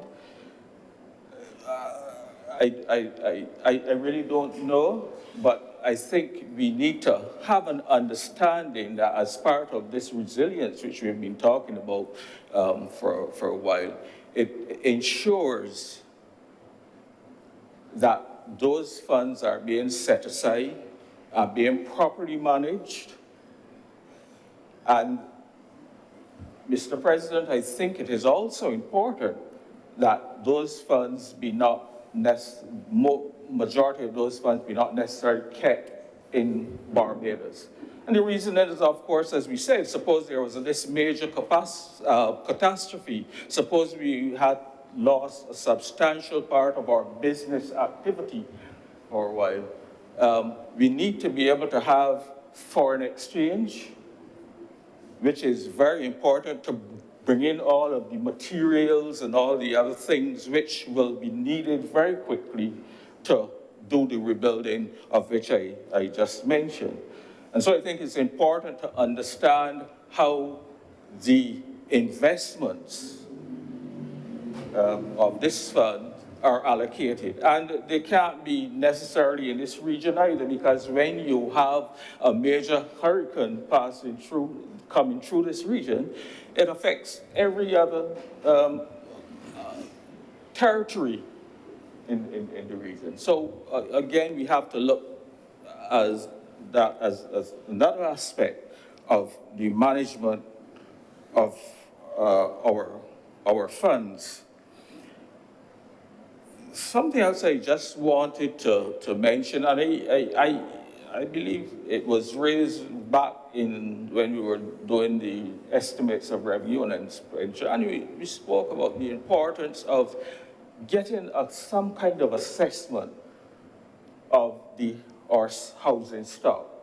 It must not only be, but it must include the level and the condition of our buildings, of our roads, all this, and so we really need to be able to do that kind of thing that kind of assessment and analysis so that it gives us an idea overall how we have to build up this fund and to make sure that we have the level of funds necessary in such an eventuality. I believe I heard the leader of government business mention $23 million in the fund. I'm not so sure if that's the correct number I heard or information, but then, you know, is that, how much is 23 million if that is the number? And so we need to be able to understand where we have to get to, how soon we are going to get there, and what are the plans for the annual appropriations or whatever that may be necessary to build that fund up to the levels, to give us that level of security that we can recover very quickly in the event of some catastrophe.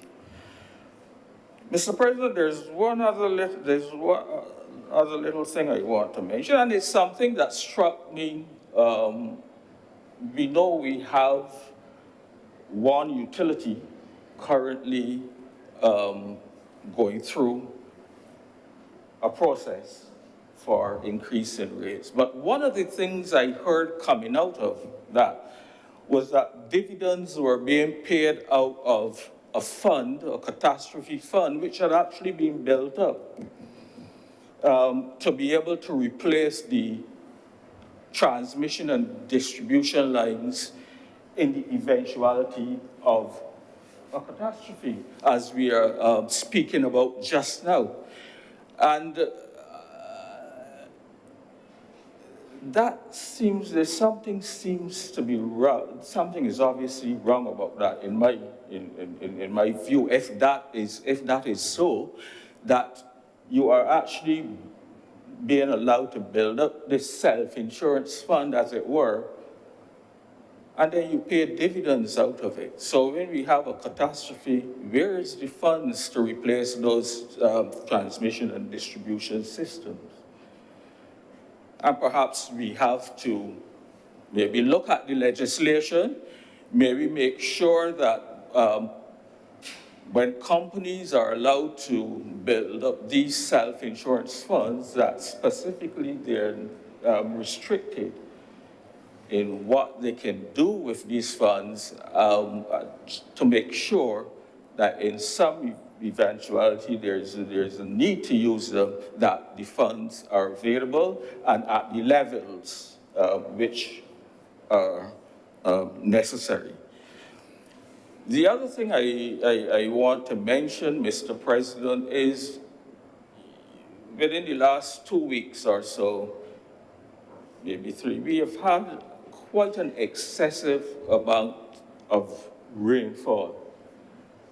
And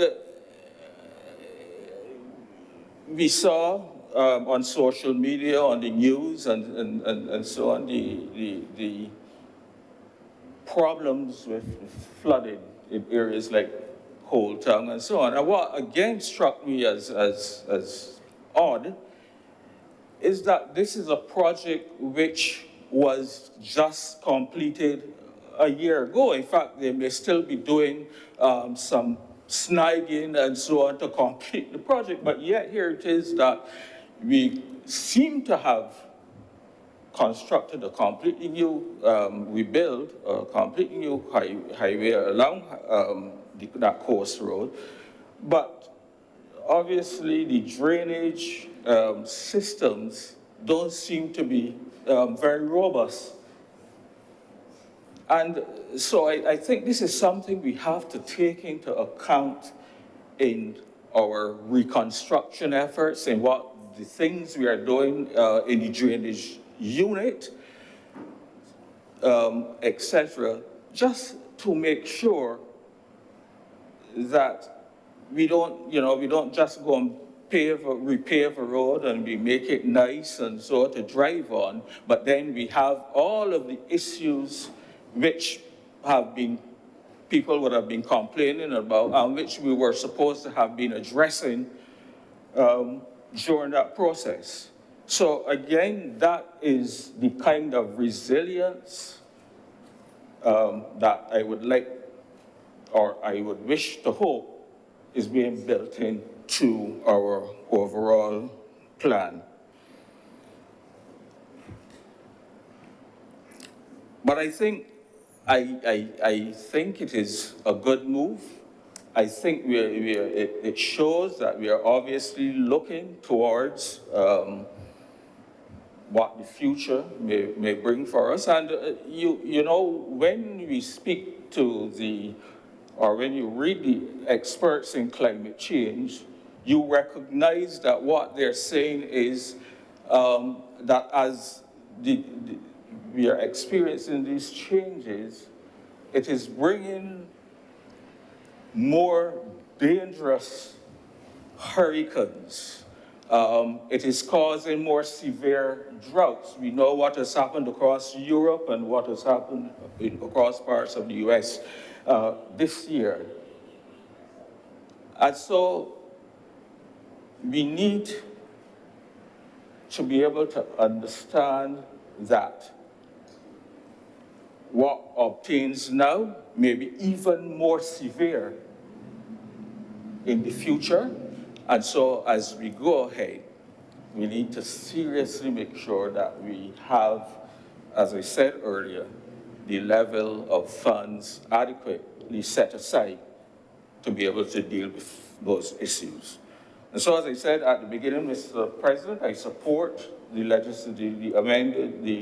proposed amendments, and I just hope that we can see more or be more educated, as it were, as to how this fund is being managed and what is there and what is available should we need to call upon those funds in any eventuality.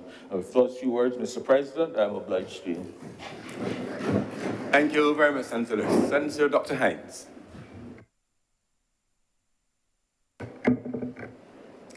Thank you, Mr. President, and good afternoon.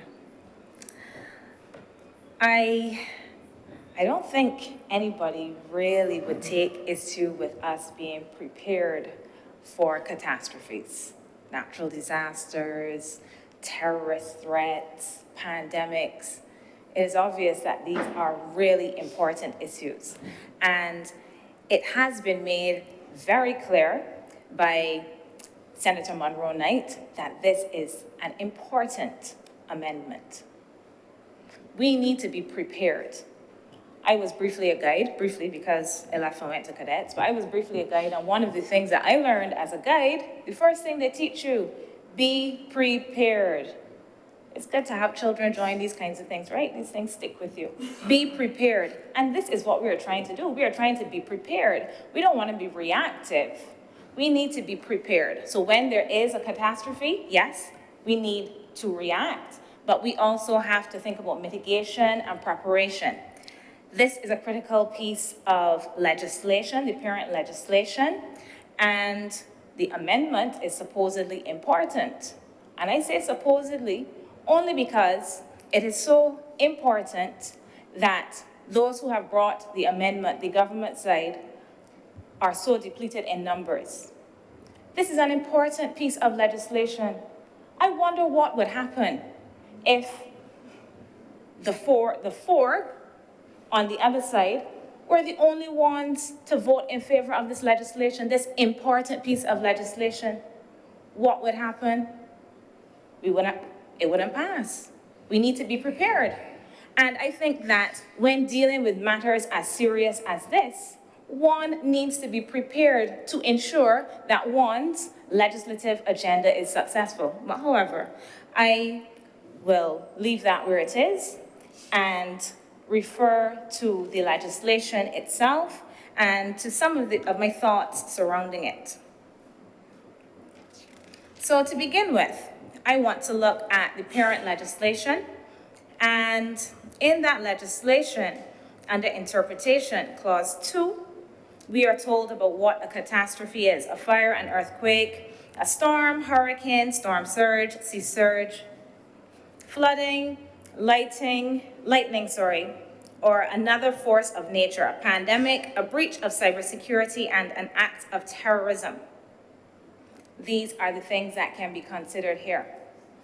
And in thinking about being responsive to the times, the things that are happening around us, I was wondering, and I just want to say that all of the things that Senator Monroe Knight said about housing, I certainly support.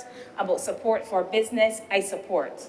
These things, as I said, are quite obvious. We need to make sure that the economy keeps going, it functions. We need to ensure that the most vulnerable are taken care of in a natural disaster. There are other things included in this legislation, however, and I want to emphasize a breach of cybersecurity. And considering that in quite recent times, we have seen such things. This year, we have seen small businesses affected by breaches in cybersecurity. Just this month in October, we had a conference.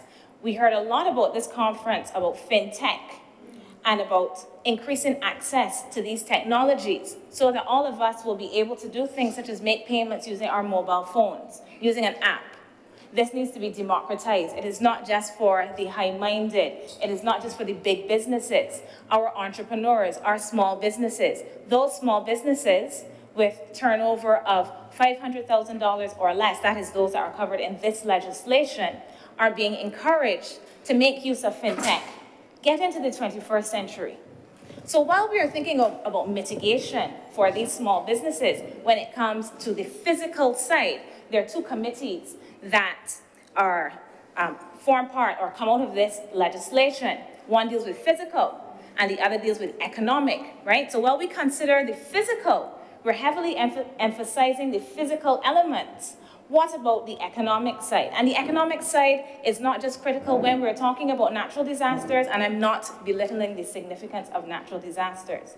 But I am saying there's another side to this legislation that I believe requires some expansion, because I am very unclear. I'm very clear as to what one can do, all of the things that one can do in the event of a natural disaster.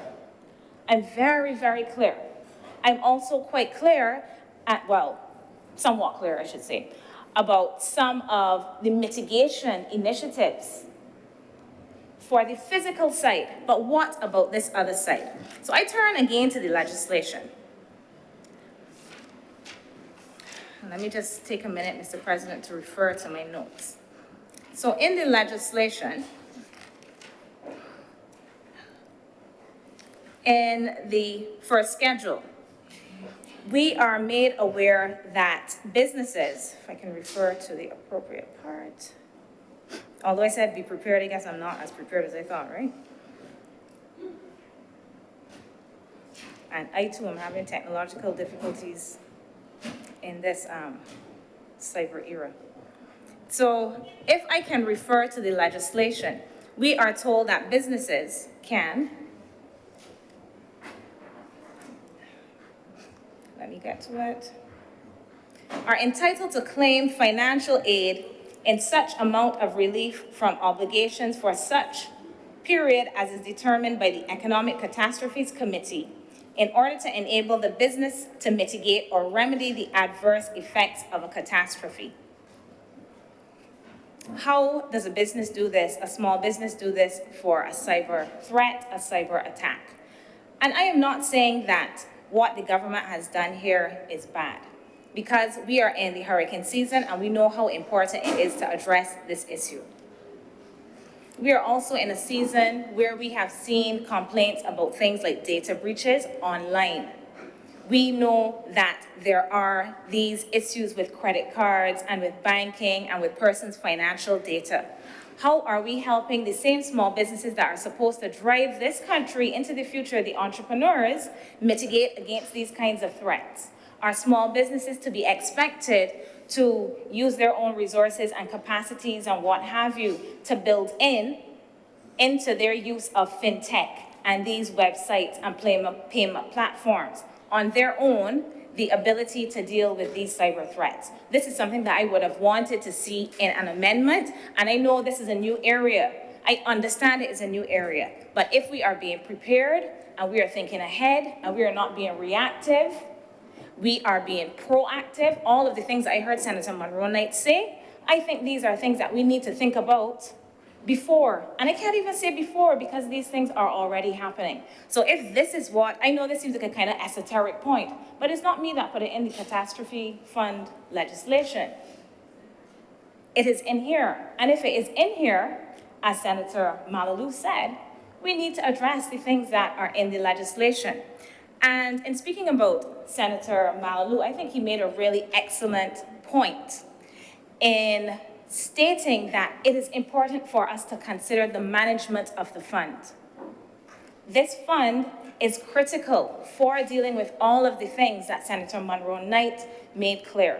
It is important, and we have to know that it is being managed appropriately. We have to be able to see the reports. We have to trust the reporting system.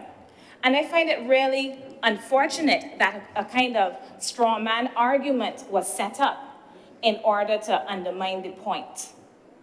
A straw man argument. This is a sort of distortion of someone's position. So we can bring in the fact that the only time that this fund was ever under threat was in 2016, which has nothing to do with the fact that a very valid point about the management of this fund was raised in here. A critical point. This is the money of the people of Barbados.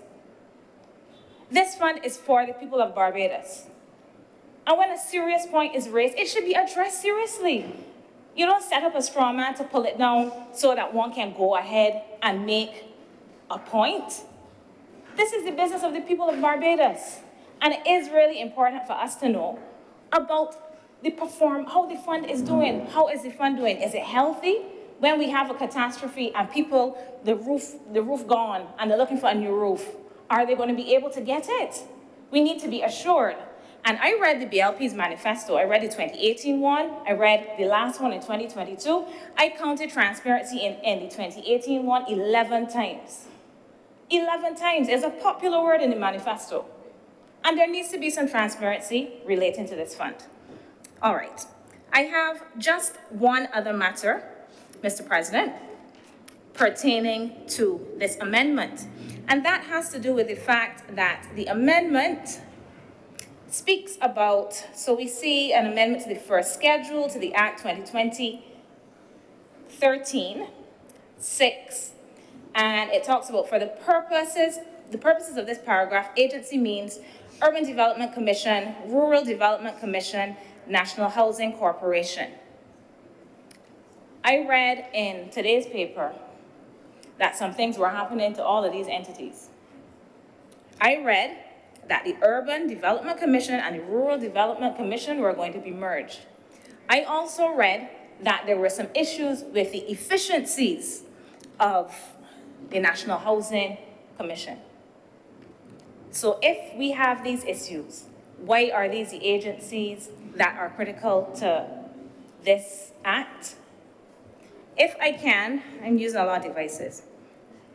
If I can, I want to quote directly. I don't want to misrepresent anyone. Oh gosh. And of course, while I try to quote, everything is conspiring against me right now. So, to quote,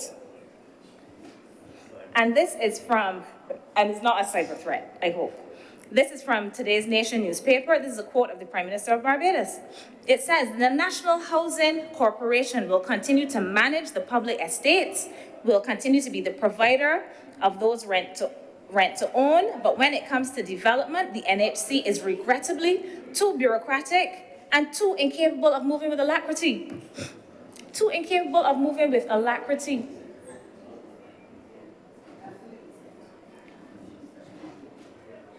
Too incapable of moving with alacrity. If I am doing something that is wrong, please object. Okay, so too incapable of moving with alacrity. Yet, while being too incapable of moving with alacrity, it is one of the said entities noted here as one of the agencies that is supposed to facilitate delivery of said fund.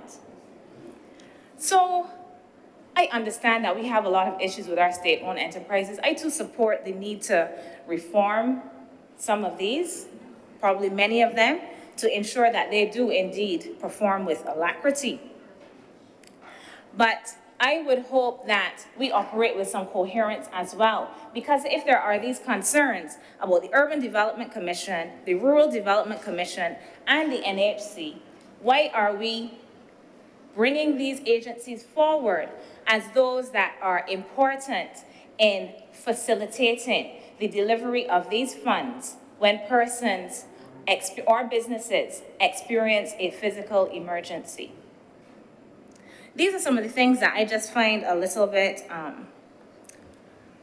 concerning, things that stand out to me. I find somewhat incoherent that I wanted to raise today now that I have the opportunity to do so. I think that this amendment is one that is laudable, and it is laudable because it does place emphasis in an area that we need to emphasize. It is really important for us to think about flooding, for what happens when we have these emergencies, these catastrophes, what happens to people, what happens to businesses. But I do think that we need to use the Senator Monroe Knight's words, we need to shore up what we do as well. We need to shore up our approach to these things so that we are truly being proactive, so that we are truly being flexible, responsive, nimble, and providing legislation that is fit for purpose. We need to move away from our traditional approach to a proactive one so that we can shore up resilience. And my fear is that we have not done sufficient in this amendment to do so, and I really want to re-emphasize how important Senator Malalu's point is in shoring up resilience. We need to make sure that the fund is properly managed so that when the time comes to use it, we have the ability to do what we are supposed to do with it. With these words, Mr. President, I am obliged. Thank you very much, Senator Dr. Hines. Senator Mr. Maynard. Thank you, Mr. President. I will be brief, Mr. President. I too want, Mr. President, to read from something, but not the nation. I will read from the Act, Mr. President.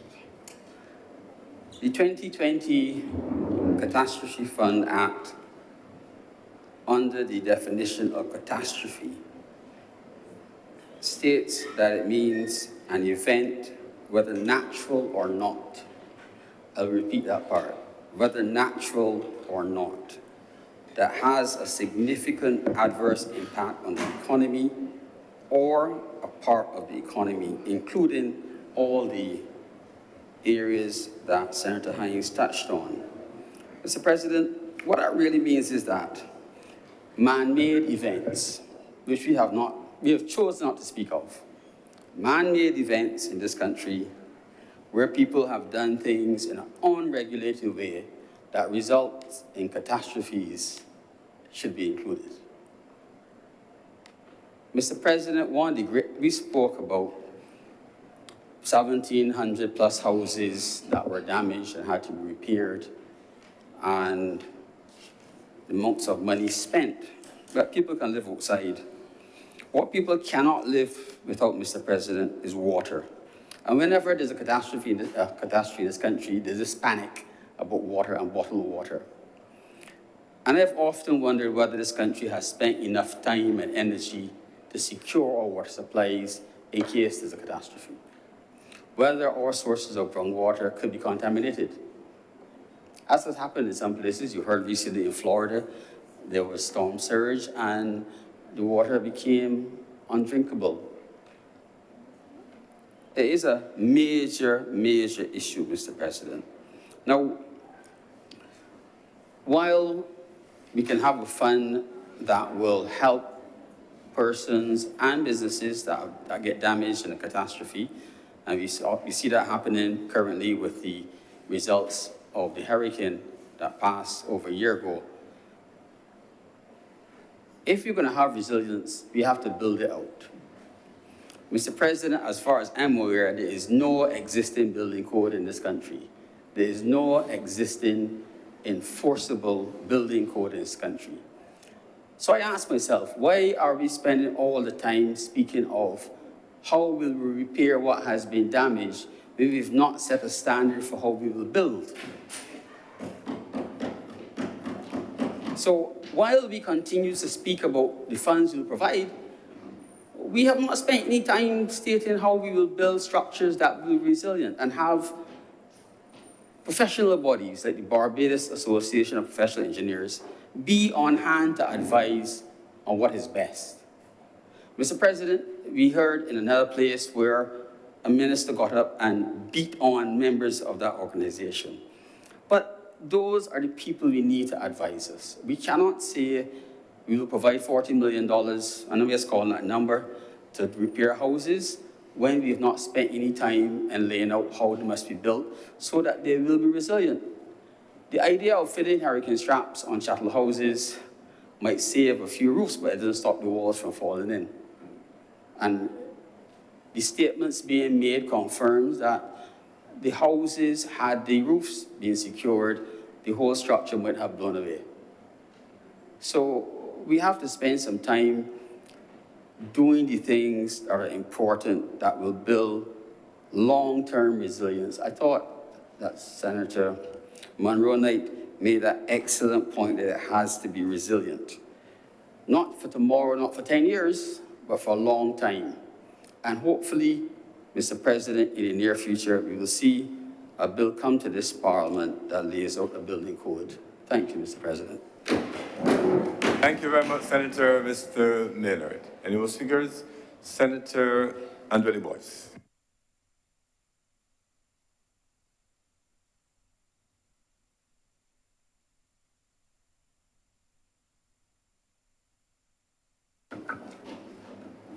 Thank you for recognizing me, Mr. President.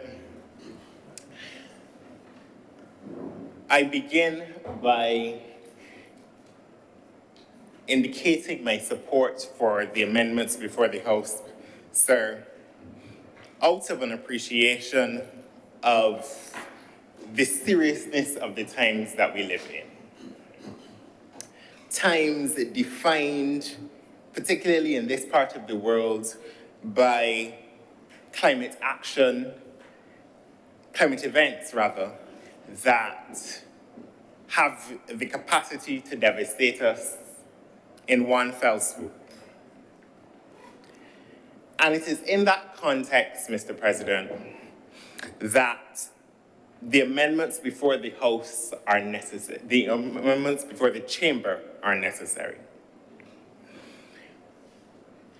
The original piece of the principal piece of legislation makes it so that individuals and businesses, low-income individuals specifically, and small businesses benefit from the protection of the government in relation to catastrophes. And though I focus on hurricanes and climate events, we appreciate that the legislation goes a bit further. Mr. President, some context is necessary because in 2007, when the principal piece of legislation was tabled, we were having a very different conversation about climate and climate resilience. Perhaps it is most appropriate to say that we were not having as robust a conversation as we are now.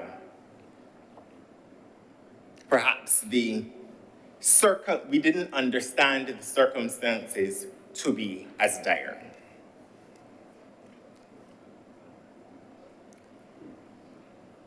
In the intervening period, though, we have seen hurricanes, not only on our climate events, rather, not only on these shores, but in other parts of the region that make it very clear that where we fail to prepare, we do so at our own peril. And that is not to say, Mr. President, that the Barbadians who have been impacted by climate change, climate events, and have lost parts of their structures did not prepare. That is not to say, Mr. President, that the horrors of the hurricane season of 2017 and the ravages that it had on some of our Caribbean neighbors was evidence of a lack of preparation. It is to say, though, Mr. President, that we need to do what we can. And in the name of doing what we can, this government has endeavored to build resilience, a word that you have heard time and again in this afternoon's debate. And resilience here isn't only about the Catastrophe Fund, although that is what we're debating. It isn't only about a Roof to Reefs program, although that was highlighted here today. But it is about the multiplicity of ways this government has found to entrench in its policy infrastructure, resilience, and capacity building. So, Mr. President, the suggestion, to the extent that we heard it today, that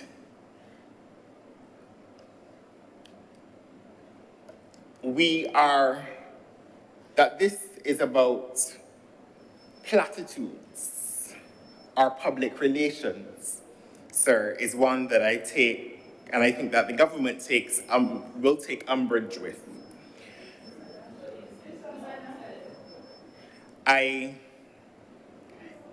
It is built into the policy infrastructure of this country. Time and again, Mr. President, whether it is our international agreements, whether it is arrangements with the Bretton Woods institutions, our global advocacy, and our global advocacy seeks to ensure that the world, and perhaps none more importantly than all of us, take measure of our vulnerabilities. Mr. President, we live in a country where small and micro businesses make up a large measure of our corporate environment, our corporate and business environment. And so, to ensure that they are protected from the ravages of climate events, to ensure that they're resilient to the ravages of climate events is imperative. Because where there is a post-disaster economic lull, it affects all of us, Mr. President. So that this is not a debate in the abstract. It is not an esoteric conversation. It is about the lived reality and the lived realities of businesses and people across this country, Mr. President. And I make the point that resilience is built into our policy infrastructure, Mr. President. And I want to note that the government's manifesto has made very clear that the existence, the importance of things like the Roof to Roofs program And, Mr. President, it also makes clear that resilience depends on, through that program, it makes clear that resilience depends on all of us. And so it is in that context that I take the opportunity to encourage all Barbadians to do what they can.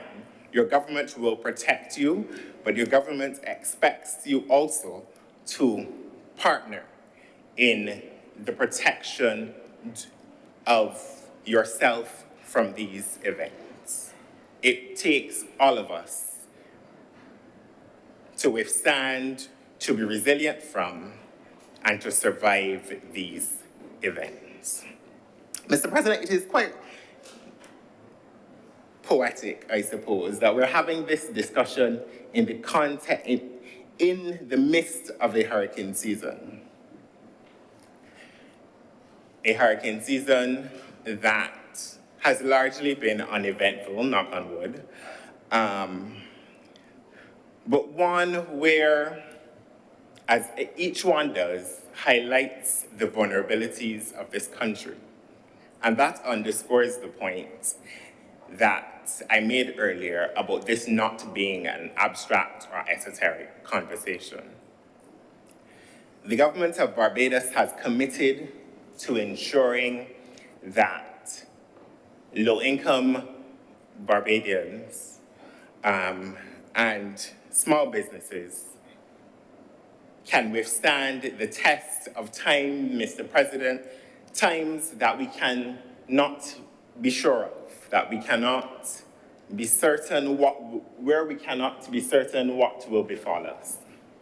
And so, Mr. President, it is in that context that I lend my support to the amendments before the House and pray their safe passage. I'm obliged to you.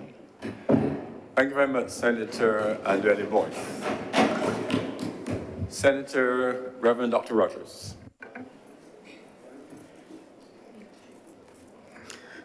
Thank you very much, Mr. President. I'll be very brief in my statements here. It was not my intention to speak on this matter, but having heard some of the concerns of some other senators, I thought it necessary to say a few words. Having grown up in the Leeward Islands, I've experienced lots of hurricanes, and particularly so, I saw the effects of in the aftermath of Hurricane Lewis in St. Martin in 1995, where almost every roof in that country was gone. We also saw recently what happened in Barbuda and in other parts of the Caribbean. We saw what happened in Florida recently. And I wish to touch on a point that Senator Boyce, Senator Kevin Boyce would have mentioned earlier about the social and psychological effects of the catastrophe, which are not really highlighted here. In going to St. Martin in 1996, months after the passage of Hurricane Lewis, people were still in a daze. There were people who were having panic attacks and anxiety attacks just at a high wind. I think that this is an aspect of these catastrophes that is sometimes lost on us and can be lost on us here in this country because we have not had much experience of these things. And so perhaps a further amendment to this bill can be something that takes into account the social and psychological effects of the catastrophe and how we can mitigate the effects of those things on persons thereafter. But I also wish to support the point made by Senator Malilou because I believe it's an important point and Senator Hines, that we've mentioned transparency so much, whereas if we were to touch on the events of the last few days, the lack of transparency and stealth can be euphemisms for governance in this time, or seen in that way by some people. And so we have to be dotting our I's and crossing our T's with matters such as this. And I want to reinforce the point that Senator Malulu made. It wouldn't be a stickling point for me in not supporting this legislation if there is a promise that we can seriously look at the audited report of the Catastrophe Fund and the NIS in general. But I also want to raise a point that may be futuristic and some persons may think is harsh, but I think we've seen in recent years that we really cannot build for the ferocity of the hurricanes that are passing here. And so while we may be putting efforts into building something that is resilient, we may be putting money into a bag with holes. And in so doing, we have to balance the economics of it, because in seeking to build a more resilient structure, the cost will go up, and therefore put some people out of the market. And maybe the time will come, may sound harsh, when we will have to invest in a few shelters within the country that can house a particular number of people. And when we have government projects for housing, we invest in houses that are easily replaceable. And look at that economic side of it, because I don't think we can adequately build the type of structures that can resist some of the storms and some of the effects of storms that we're seeing in recent times. And so that's just my area of sobriety in this matter, but I want to commend the government and previous administrations for this legislation, because I think it is necessary for us in this region. We definitely must plan, and as Senator Monroe Knight would have pointed out, we definitely have to be proactive in anticipating what is to come and make the necessary preparations. But I do believe the time will come when we will have to make that decision about the type of structures that we're building, particularly for as low-income housing in this country. It's just a thought. I wish to once again support the view of Senator Boyce that an integral part of this legislation has to be the social and psychological effects of catastrophes. And I think that that is something we should seriously think of. Strange enough, I was at Mass this morning, and we were using, one of our readings was from Galatians chapter 6 and verse 3 in particular, which reminds us to bear each other's burdens and feel what the other person is going through. And I think that that is an important part of this legislation as well. So with those few words, I wish to thank you, sir. Thank you, Senator Reverend Dr. Rogers. Name of speakers, Senator King.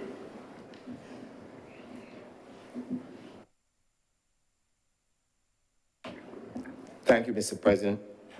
I just want to make a few small points, so to speak, on this. I wholeheartedly support the changes, but I wanted to try to allay some of the fears that I've heard exposed here. One, the idea of the agencies that Senator Hines spoke about, UDC, RDC, and whatever. Those entities, yes, are going to be submerged into what is termed the NDC. But let us be real. And I want to be brutally honest in here this morning. Let us be real. The problems of the UDC, the RDC, the national housing, the national insurance, these things, they happen overnight. And there's going to be no magic pill or any magic wand that any of us in here can wave and make them go away just like that. They can be works in progress. And when we speak about building codes and the other things like that, which I totally agree with.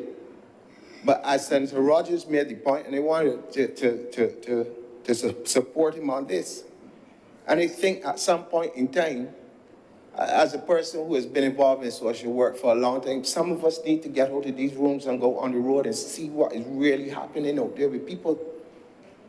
Because there are going to be numbers of people that don't, no matter what any configuration of government does, these people are not going to be able to do things for themselves. It is totally impossible.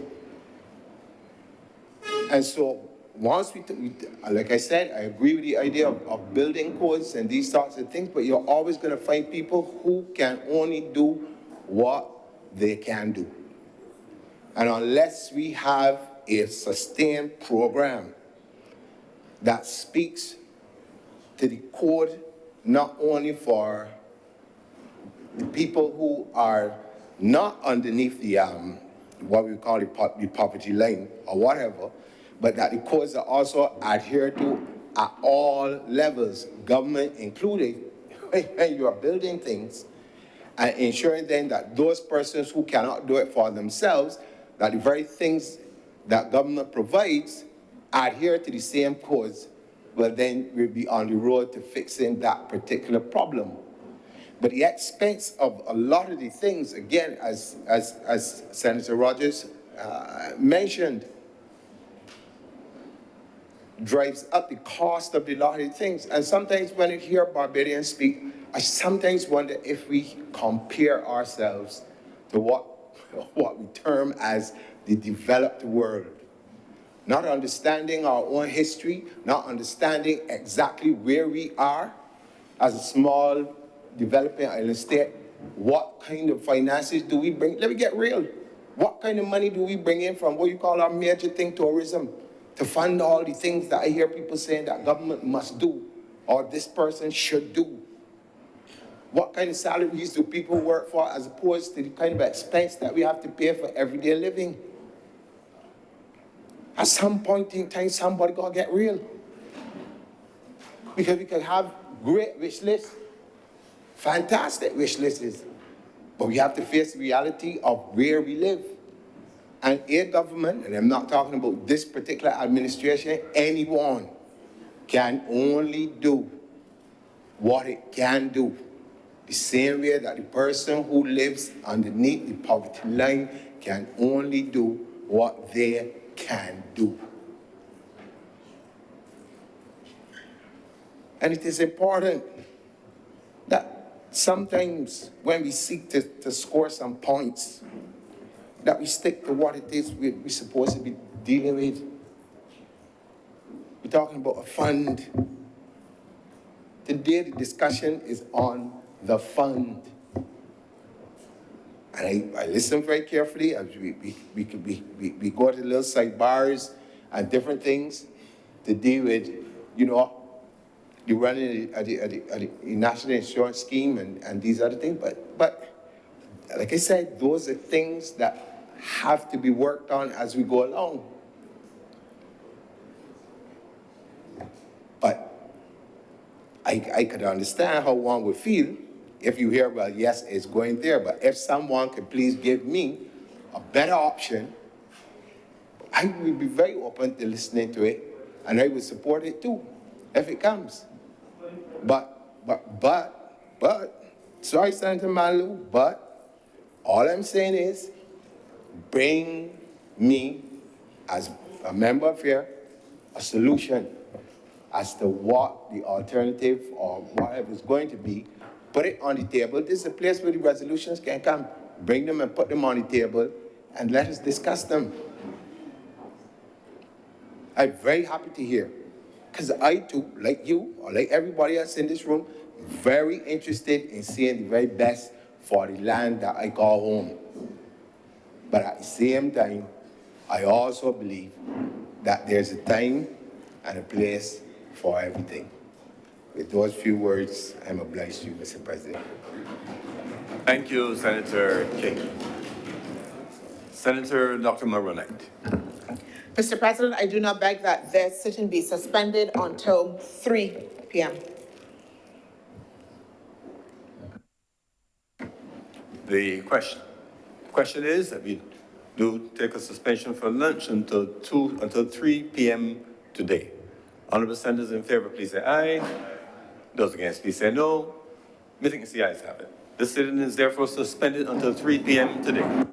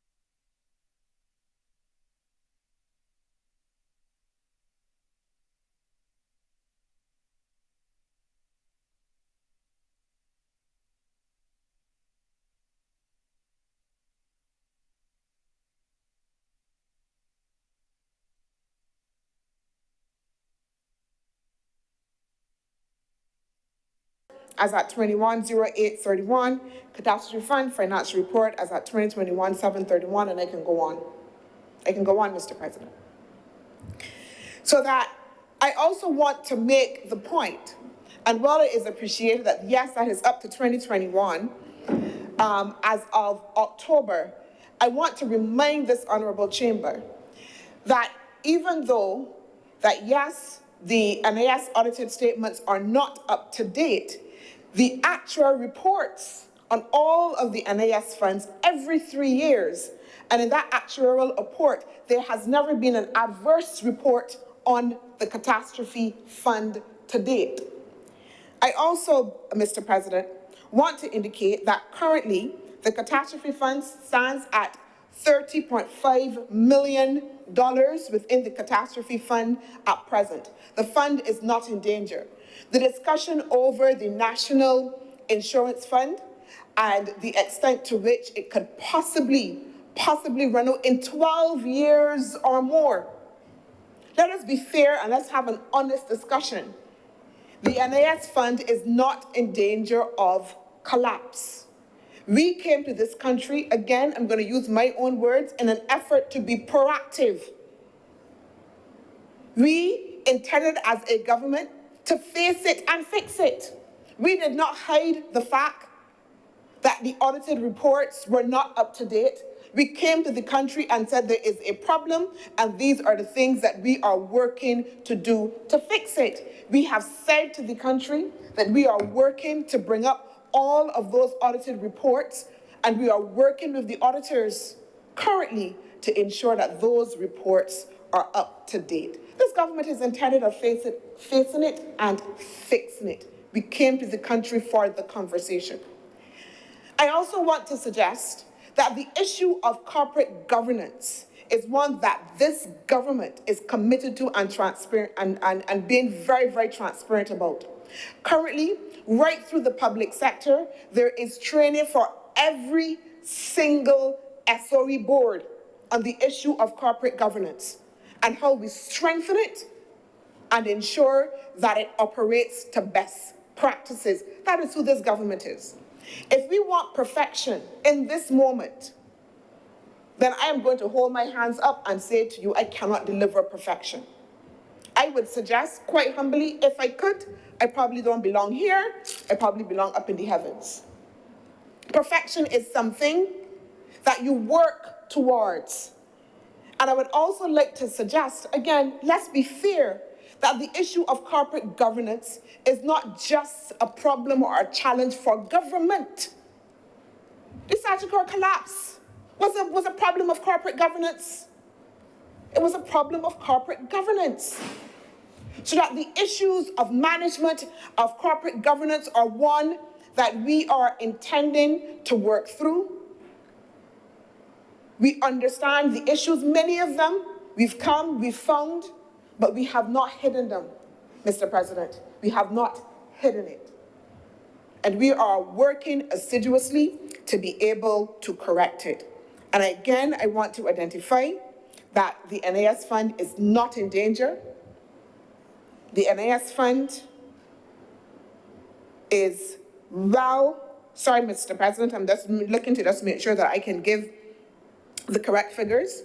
The fund is currently at 3.9 billion strong, or 5 times the value of the current benefit payments. It is not in jeopardy. There has never been an adverse report on the Catastrophe Fund. Go on the NAS website and you will find the reports of the Catastrophe Fund that is there. So I hope, Mr. President, I've spoken to that particular issue. I also want, as well, Mr. President, to address the issue that was raised in the context of how the fund is capacitated. And I want to point to the legislation and as well go to Section 3 of the Catastrophe Fund, Mr. President, and I will read from the Act itself. It says, the Catastrophe Fund established under the former Act shall, on the repeal of the former Act, continue in existence under this Act and continue to consist of A, annual contributions with effect from financial year 2006-2007 in the sum of 2.5 million voted by Parliament for the purposes of the fund for a period of not less than 5 years. B, monthly contributions payable with effect from financial year 2006-2007 by every employed person and self-employed person in the amount of 0.1% of the earnings on which that person pays national insurance. And C, amounts realized from investment proceeds, and D, monies that may accrue from the operations of the fund. So, Mr. President, again, just to indicate that the Act does, in fact, identify right there how the fund is capacitated. And as I've indicated, the fund is well financed. There are monies in the fund at current, so that the extent to which there are concerns in relation to whether or not we will have enough money in the fund, those can be allayed with the facts that I have given, Mr. President. I also want to speak to the notion of effectiveness and efficiencies, in the context of the National Housing Corporation, the UDC, etc., and the extent that there are inefficiencies within these agencies, then they're not fit for purpose to be included in the context of the legislation. And again, Mr. President, I go back to the fact, if we want perfection now, then I will say to you, I can't deliver. I can't give you perfection in this moment. It is a work in progress. Mr. President, what is it that we are to do? There is a catastrophe. There are agencies that people are going to. Do we say to them, sorry, I can't help you because we have an inefficiency here? Or do we, at the same time that we try to address the inefficiencies, make sure as well that we are able to provide the services that people are asking? Do we stop in the face of when it is imperfect, Mr. President? Because if we did, every other process that we would be doing, we would stop. To suggest that because an agency has a concern or a challenge, that means that it is not proper, that it cannot act, that it cannot work to fulfill its mandate, I would suggest is a very spurious argument, Mr. President, and is an unfortunate argument as well. Because I said there is no organization or agency, as far as I am aware, and like Senator King, I will ask, show me the evidence of the perfection. We all work in a space in which everything is not perfect, but that we need to be able to maneuver and still deliver to the people of Barbados. So we take away these three agencies because there are challenges, and then what? What do we say to the people of Barbados? Where do they come to, Mr. President, when they are seeking housing solutions? We turn them away? Is that the solution? Furthermore, I want to identify that in the context of the amendment broadened that same amendment that we're looking at to make sure that even if it is not UDC, RDC, or the National Housing Corporation, that it says any other government department, any other statutory body that is able and fit for purpose to deliver, that they can also as well deliver. The focus here, Mr. President, is on the fact that we need to deliver for the people of Barbados. Mr. President, I want to step back a little bit too as well, and just bear with me, because a comment was made on the floor in the respect of the seriousness of the government side in this debate, because numbers were perhaps few on that side. The government brought this legislation. The government brought this legislation. Cabinet sat down, considered it, mulled over it, looked at it. We could have left it in comfort. We didn't. We didn't. We brought it here again to face it and fix it principle that this government operates under. We are not, Mr. President, comforted to just rest on our laurels and leave legislation there because it should be there or because we feel it is too soon to be amended, particularly when it has to do with delivering for the people of Barbados. No way. And to suggest that there's not a seriousness in our side because some members, for legitimate reasons, could not be here at the time, again, I find is unfortunate. It is an unfortunate, Mr. President, indictment on this side and how we attend to the matters before us. There has never been a time when we have ever in any of our actions demonstrated that we are not serious about attending to the bills that our government is bringing before this House. And I want to make that perfectly clear, Mr. President. I also, Mr. President, want to indicate, and I think we've come to a fair agreement of understanding that they are indeed building codes, building standards. We also understand that these are not mandatory, and this again is a work in progress that we have to be able to move forward with in order, and I agree, to ensure that we build resilience on all fronts as we go forward. Finally, Mr. President, there were some questions raised in the context of the Roof to Reefs project and the extent to which that Roof to Reefs project is ongoing. I will say briefly, Mr. President, that the director of the Roof to Reefs project sits in the Prime Minister's office, moved from another department to sit in the Prime Minister's office, and that move demonstrates, again, the importance that the government is placing on that project. The director I also want to advise, Mr. President, that within the next month or so, we will be recruiting staff, an additional 5 persons, under a project for the Global Environmental Facility, the GCF, in order to be able to fund those so that those don't come out of the government pockets, because that is also something that we have to look at.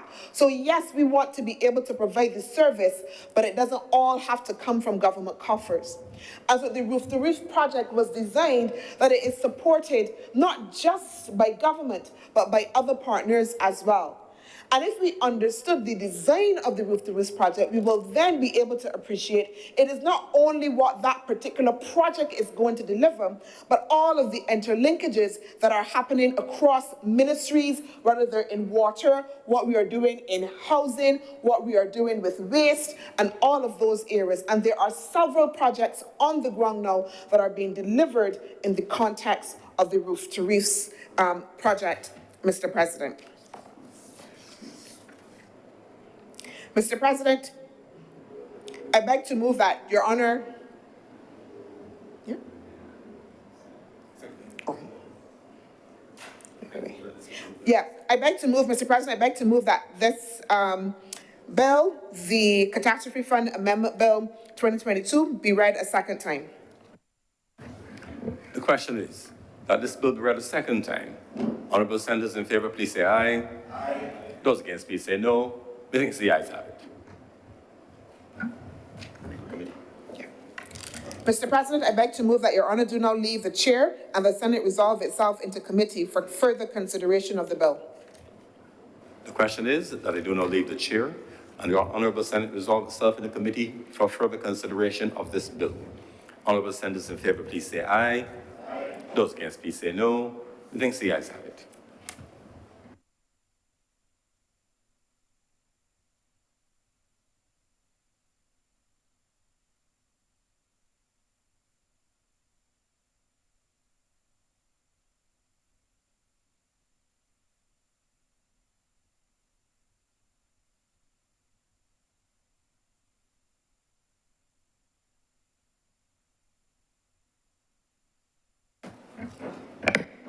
Senate is in committee. Clause 1.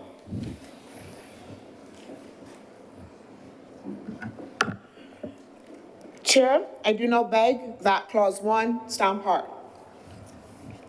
The question is that Clause 1 stand part. Honorable senators in favor, please say aye. Aye. Those against, please say no. Methinks the ayes have it. Clause 2. Mr. Chair, I do now beg that Clause 2 stand part. The question is that Clause 2 stand part. Honorable senators in favor, please say aye. Aye. Honorable senators against, please say no. Methinks the ayes have it. Clause 3. Mr. Chair, I do now beg that Clause 3 stand part. The question is that Clause 3 stand part. Honorable senators in favor, please say aye. Aye. Those against, please say no. Methinks the ayes have it. Clause 4. Mr. Chair, I beg that Clause 4 stand part. The question is that Clause 4 stand part. Honorable senators in favor, please say aye. Aye. Those against, please say no. Methinks the ayes have it. Report.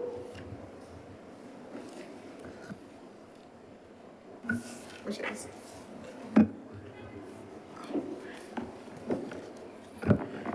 Mr. Chair, I beg to move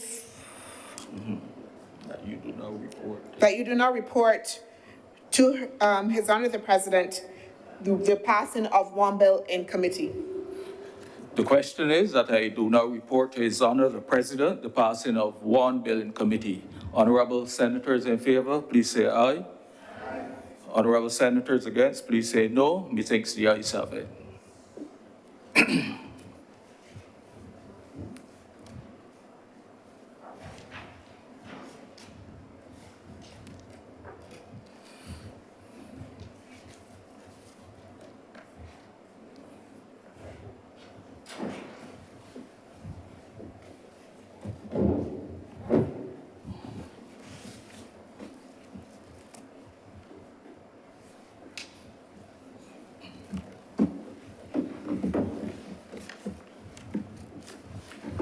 Chairman has reported to me the passing of one bill in committee.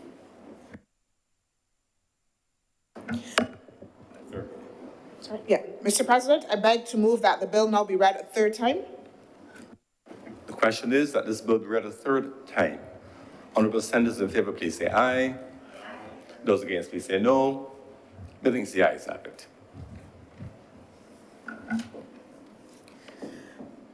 Mr. President, I beg to move that this bill do not pass and be cited as the Catastrophe Fund Amendment Bill 2022. Sorry, Amendment Act 2022. The question is that this bill be now passed and so cited. Honorable senators in favor, please say aye. Those against, please say no. Methinks the ayes have it. This bill is now so passed and cited.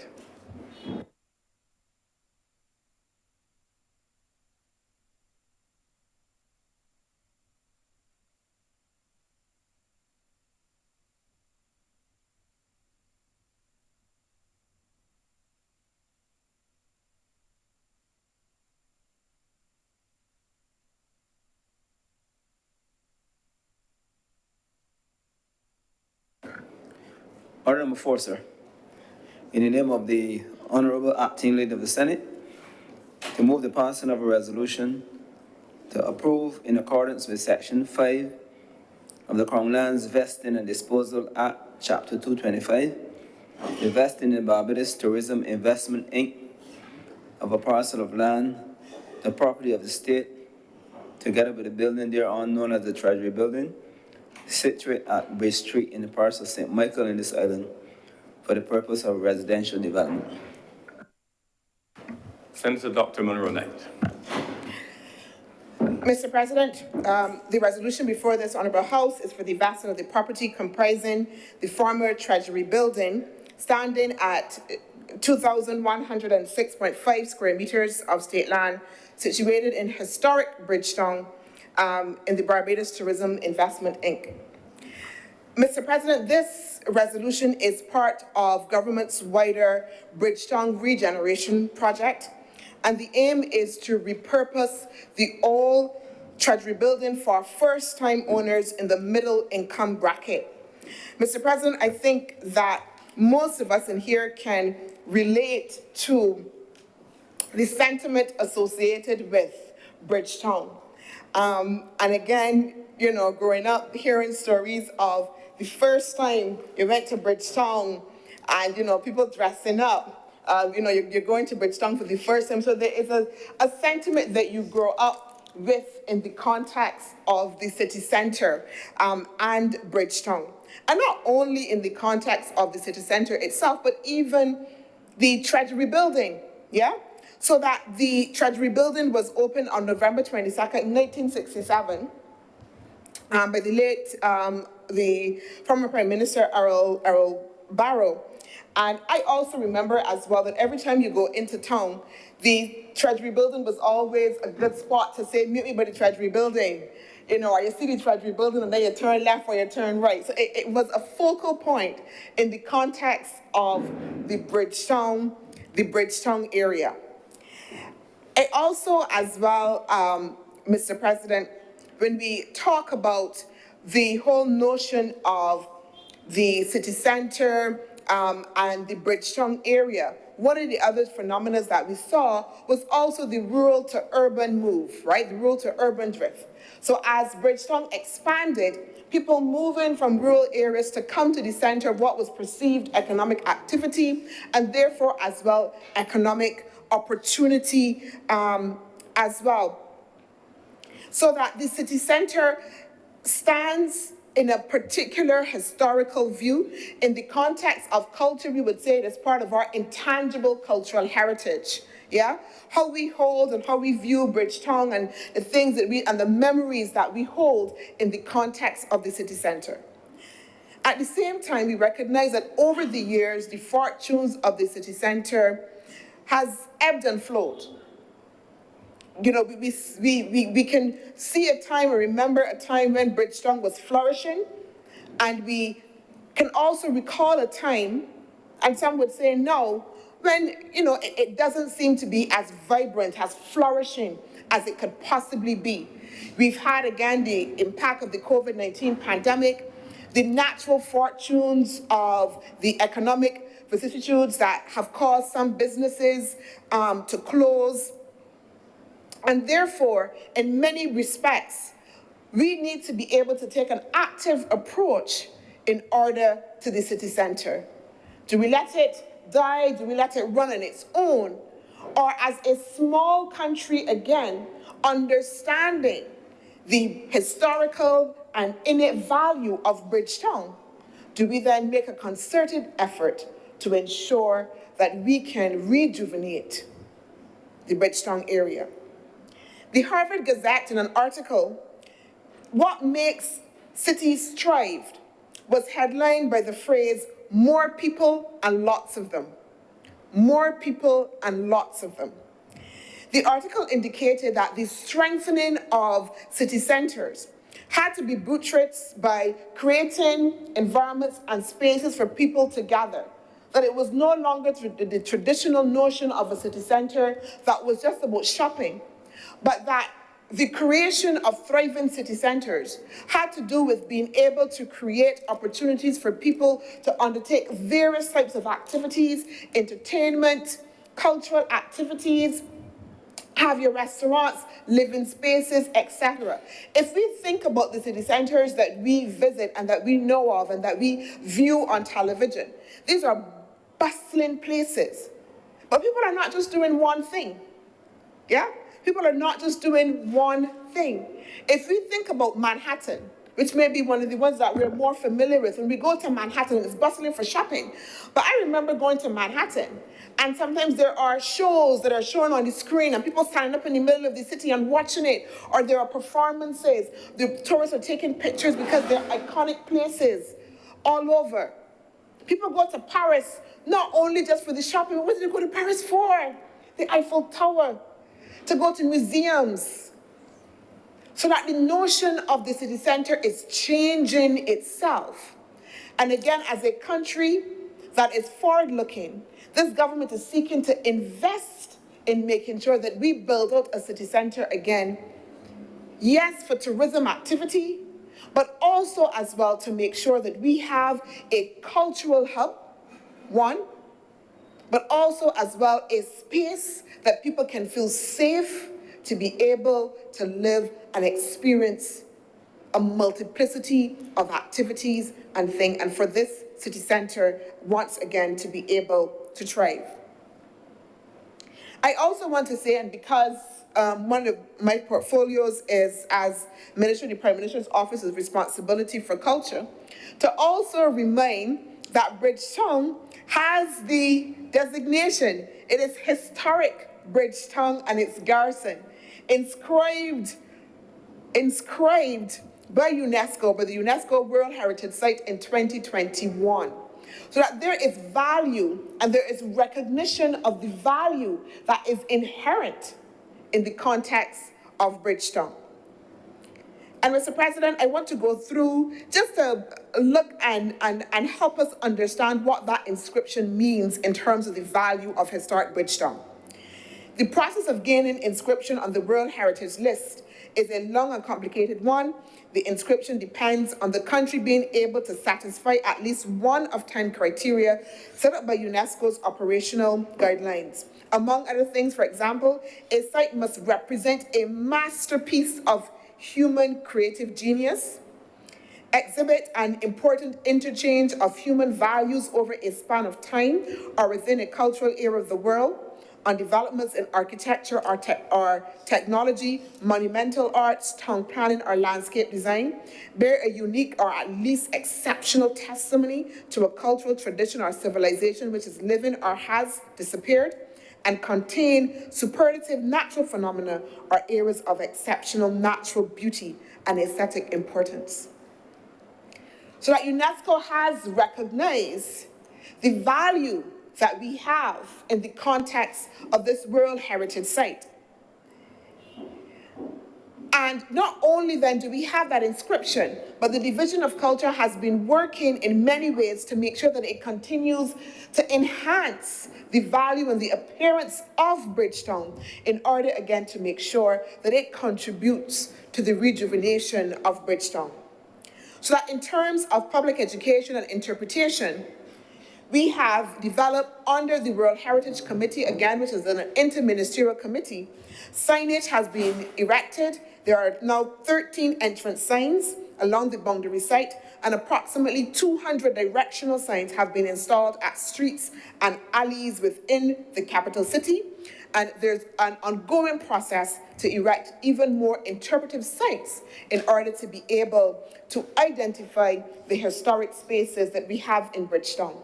I remember earlier this year going to a ceremony in which the Division of Culture was highlighting entrepreneurs who were doing work in the city center to create tourist attractions, tours.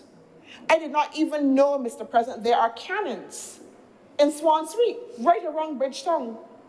And so these entrepreneurs were developing tours to be able to move tourists about Bridgetown in order to look at these heritage sites. And I was saying to myself, as Barbadians, we don't even know them. So that the potential is there in the context of our city center of Bridgetown to be able to rebuild and to attract the kind of atmosphere that will ensure that it thrives again and promotes economic activity. So that this Bridgetown regeneration project, of which the resolution is that we vest these lands in the BTII, again, is really part of a larger project. So even as we discuss this vesting, I hope that we do so in the context that the government has a larger plan.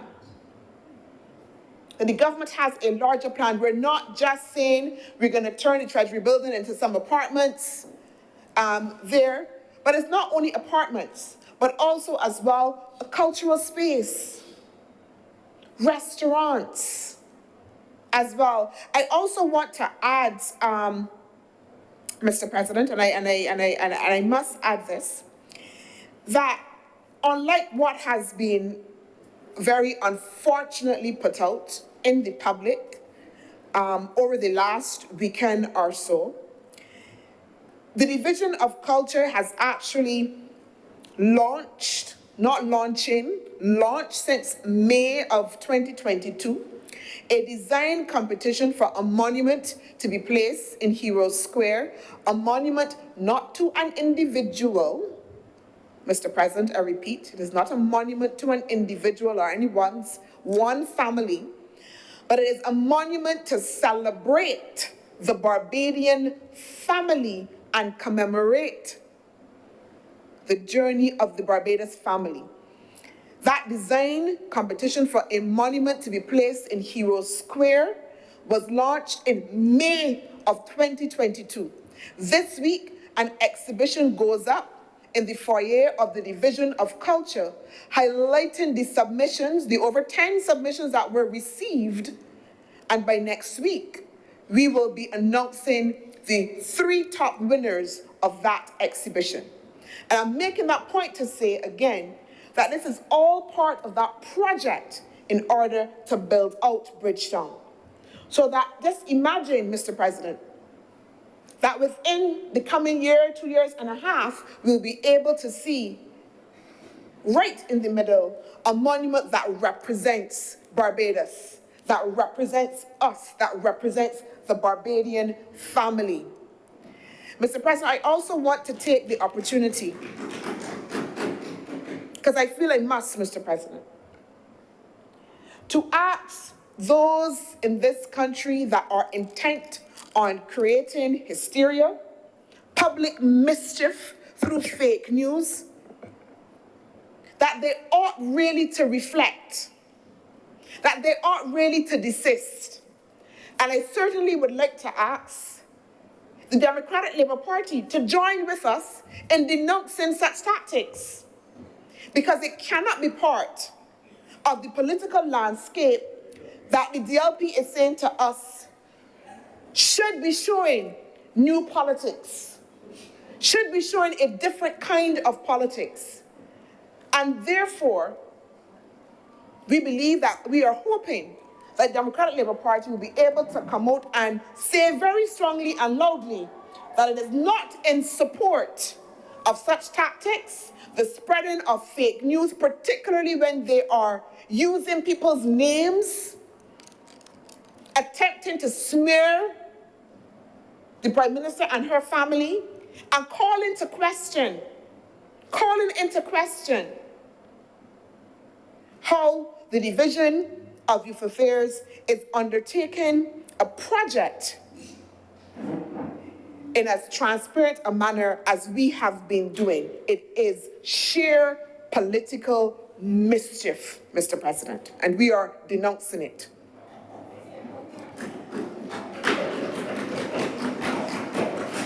Mr. President, in the context of, again, looking at the Bridgetown rejuvenation, a project is also underway to have the National Cultural Foundation relocate to Queen's Park, transforming Queen's Park as part of the wider project to create a cultural hub within this space.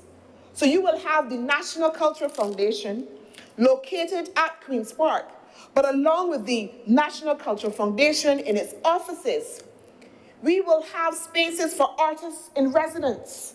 We will create a permanent space for our steel orchestras. We will have dance studios and productions. Imagine walking through Queen's Park and engaging as artists are painting and performing. That is the vision that this government has when we talk about Bridgetown and rejuvenating Bridgetown. And I'm hoping that as I say so, that we are getting the sense as well that when we talk about spaces for culture, people performing, we're talking about people. We're talking about people. We're not talking about building edifices just for so, but we're talking about creating spaces, one, that entrepreneurs can have opportunities to secure their trade, but also as well, so that Barbadians, we talked about, Mr. President, earlier, taking care of the social and the mental as well, and creating a Bridgetown that is more open. Again, not just about the shopping, not just about that level of economic activity, but a full experience, a full cultural and social experience, highlighting the fundamental culture and heritage of this country for all. I want to remind Mr. President as well that if you can imagine that picture I painted of walking to Queen's Park, when you, on your way to Queen's Park, you're also going to pass the green space that was created just in front of the central bank. You're also, Mr. President, as you traverse the Bridgetown area, going to be reminded that the government invested extremely heavily as well, Mr. President, in Golden Square Freedom Park.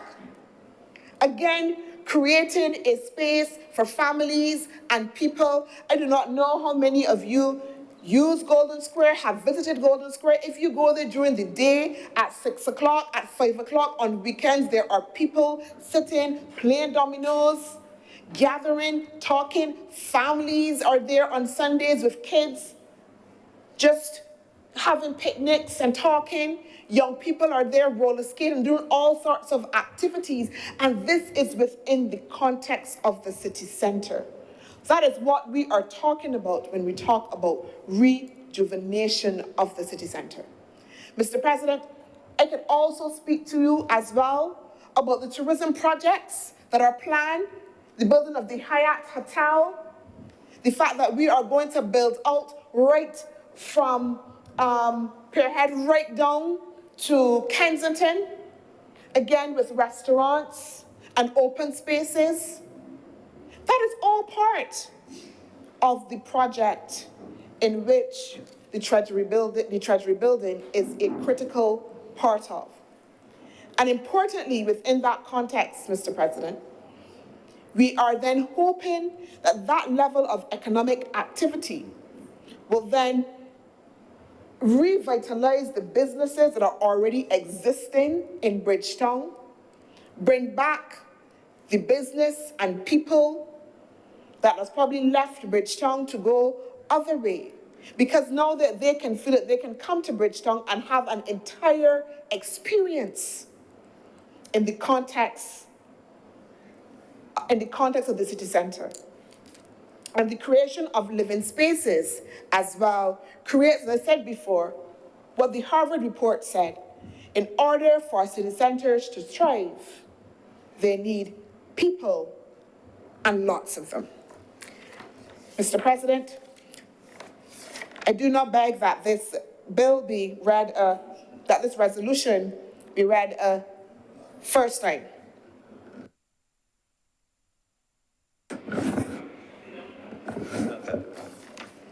That this resolution be now passed. The speakers? Senator King. Thank you, Mr. President. I rise to support this resolution, and I just want to make a few points where this is concerned.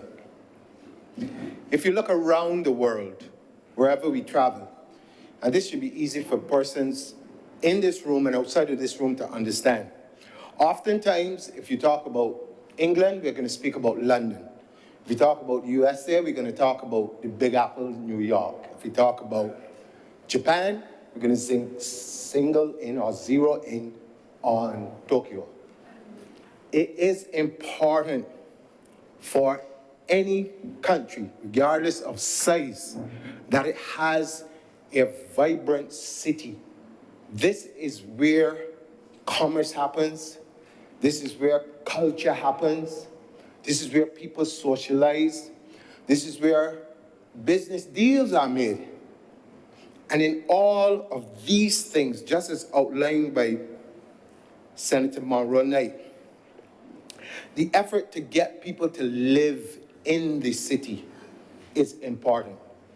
Because we have seen, for those of us who have been traversing this Bridgetown for many, many years, we have seen number of restaurants, number of nightclubs, all of these things that helped to make Bridgetown what it was in the past, very active all during the day and all during the night.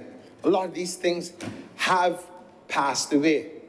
For those of us who, when we were young, would go out and think there were lots of activities in the city. This was the place to come. And as we seek again to build it out, let us also bear in mind that this city, Bridgetown, it might be painful for some people to face the reality, but this city was part and parcel of the center of commerce for the British Empire. From slavery right up until the end of, well, the days of King Sugar. This Bridgetown was important. It sent rum, it sent all kind of things to the colonies, to the Carolinas. The wealth that was created within this city helped to fund wars within the Caribbean region. And you know, it bothers me. And you know, a lot of people might get upset why you are saying that, but I can say it bothers me when we move from old colonial days and all the other things that we speak passionately about. And then when we have it in our own hands, it comes to this. Bridgetown is dead. And the efforts that have to be put into revitalizing it now, to get it back to its glory days, so to speak, it's going to be a monumental one.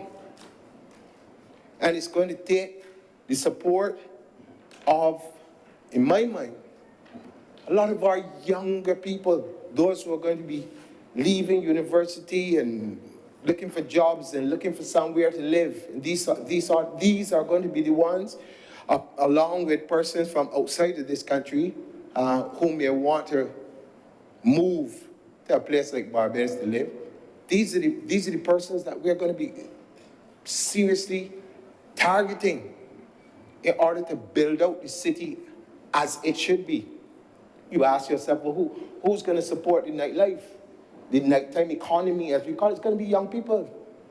It's certainly not going to be people in my age group or above, as we did when we were young.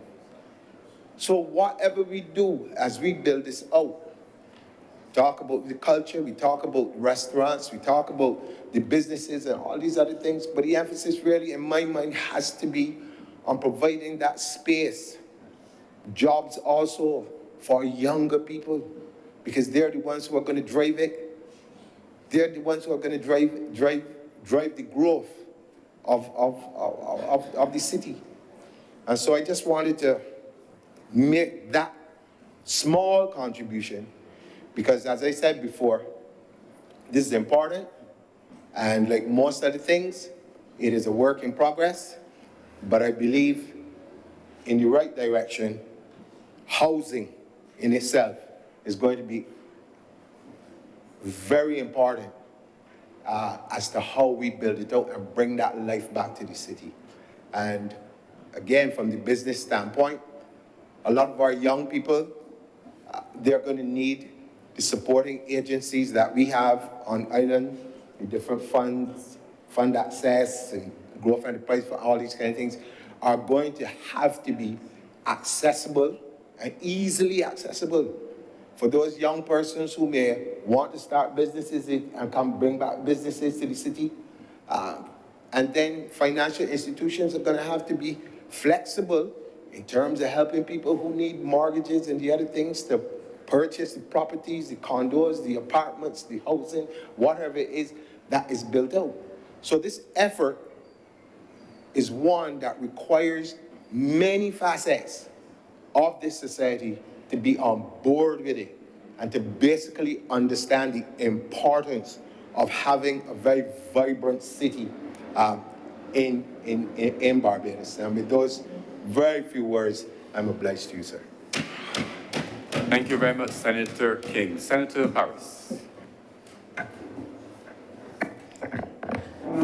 Mr. President, I rise to support the resolution before this honorable chamber, which is seeking to vest the property of a parcel of land to the BTII, the building we all know as the Treasury Building.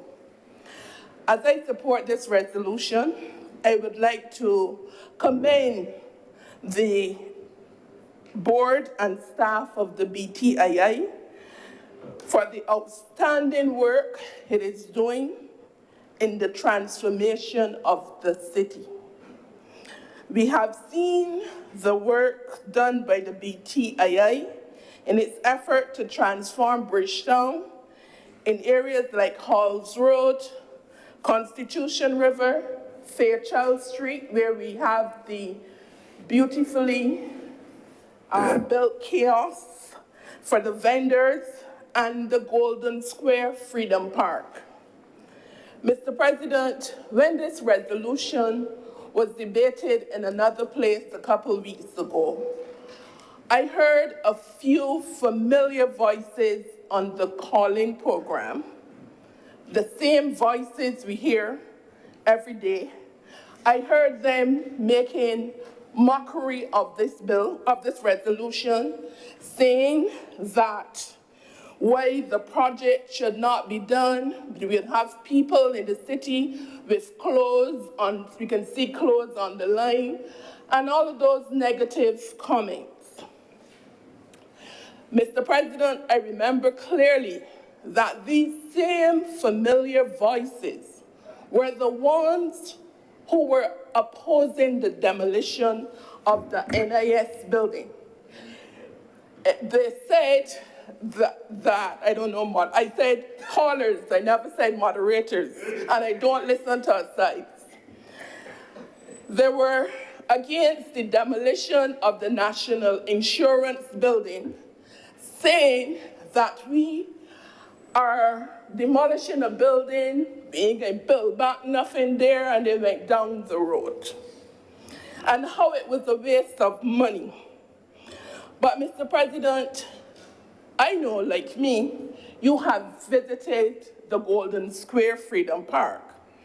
And it is an investment that has not only beautified the city, but it has brought life to the city.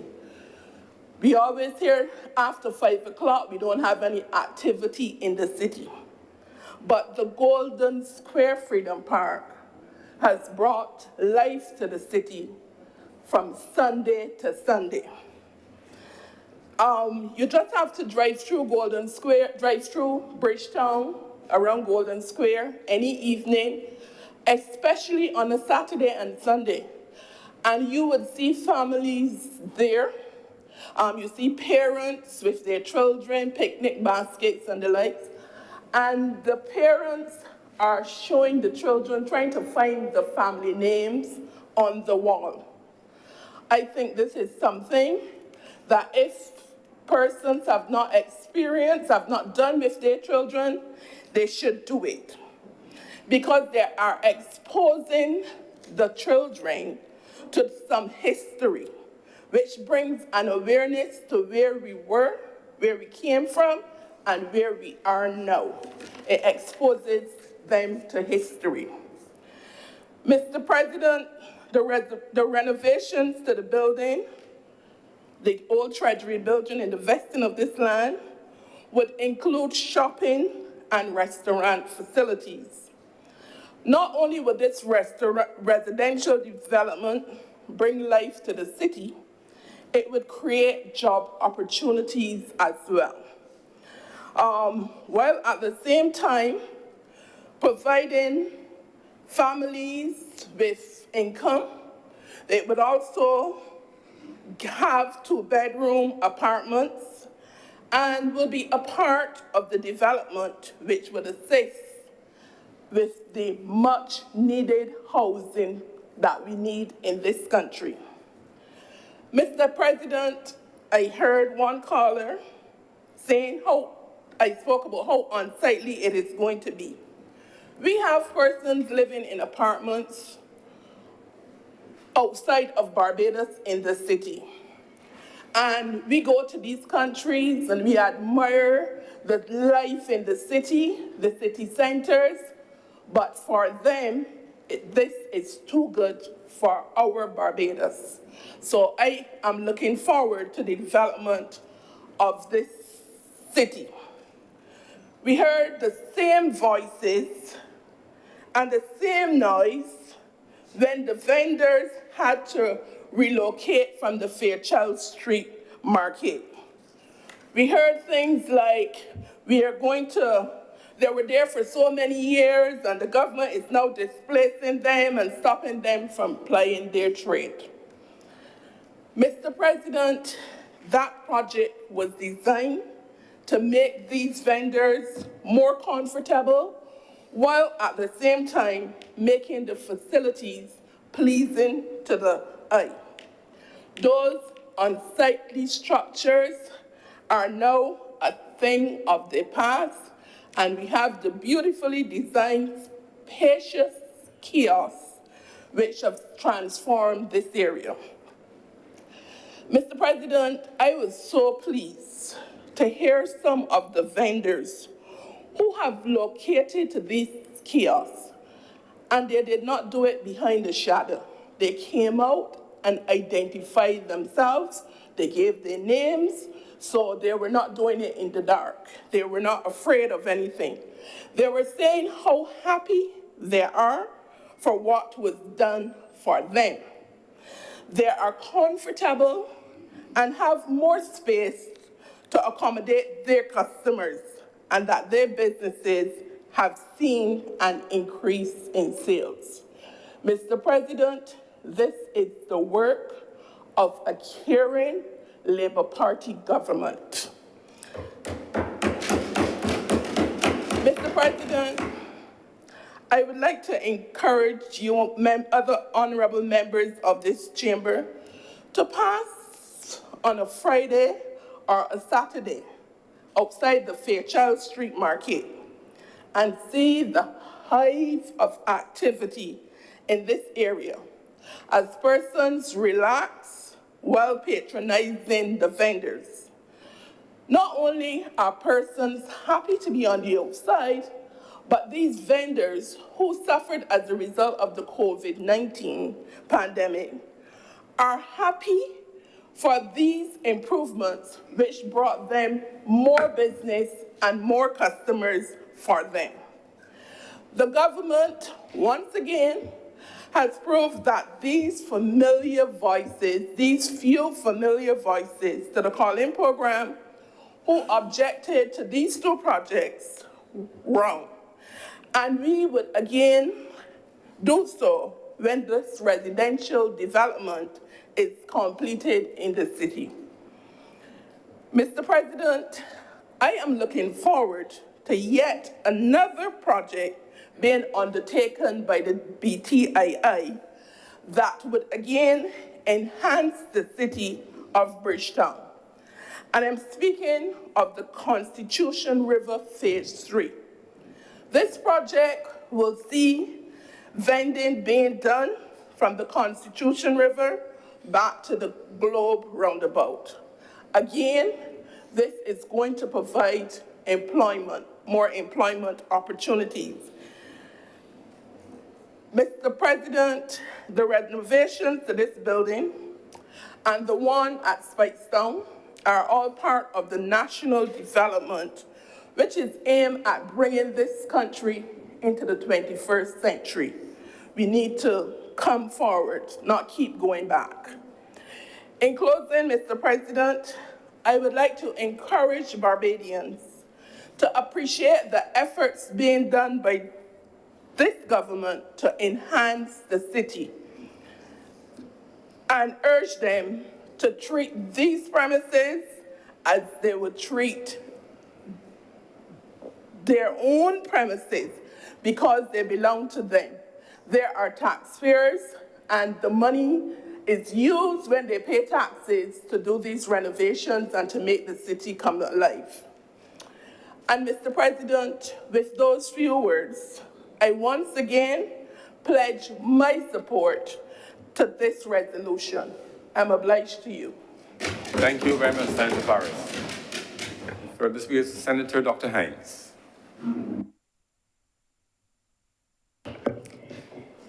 Good afternoon. Thank you, Mr. President.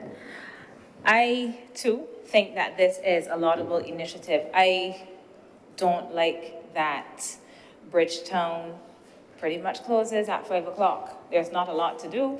I mean, I come into Bridgetown at night mostly to go to Baxter's Road, so there are some things to do. There's food there. The vendors are still doing a pretty good trade, at least when they go there on a Friday or a Saturday.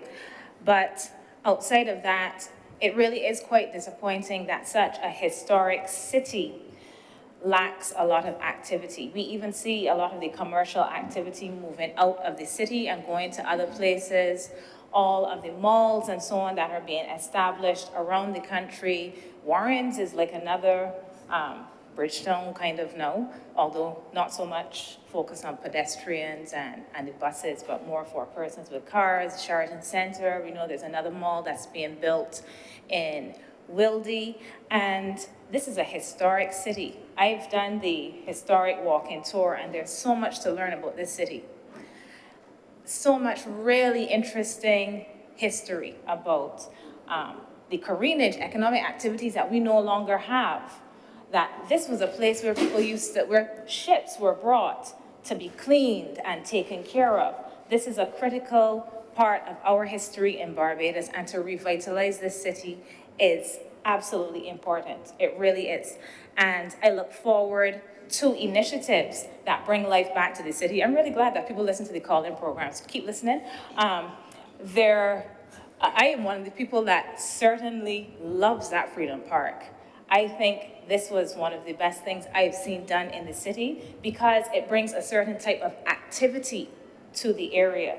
People come for leisure, for recreation, to bring their families, those who are Barbadians from the diaspora, they like to go and look on that wall to see if they can find their names. And some people are so irritated if they're looking and they cannot find their name. This is how meaningful this wall has become. And I think it is a wonderful initiative. I've listened to the discussion about bringing people to live in Bridgetown, which I found a little bit surprising because there are 6,492 registered electors in the city of Bridgetown. People live here already. And I think in this discussion, and this is really why I wanted to stand up and speak, in this discussion, we have to also be cognizant of the persons that already live in the city of Bridgetown. And we have to be very aware that the areas in which persons in Bridgetown live are not high-income areas. We are talking about people who live in very modest households and areas. And it is important in cities to have people, as Senator Monroe Knight said. It really is important to have a lot of people. But we have to be cognizant of the social dynamics as well as while we bring people into the city. 6,492 registered electors. So those are persons who are 18 and older. There are more people than that. There are those who are younger. We know there's some issues with the electoral list. So, maybe some persons are there that shouldn't be there. They're living overseas, but they still want to be on the list or what have you. But we can say that there are maybe around 7,000 people that are already living in the city.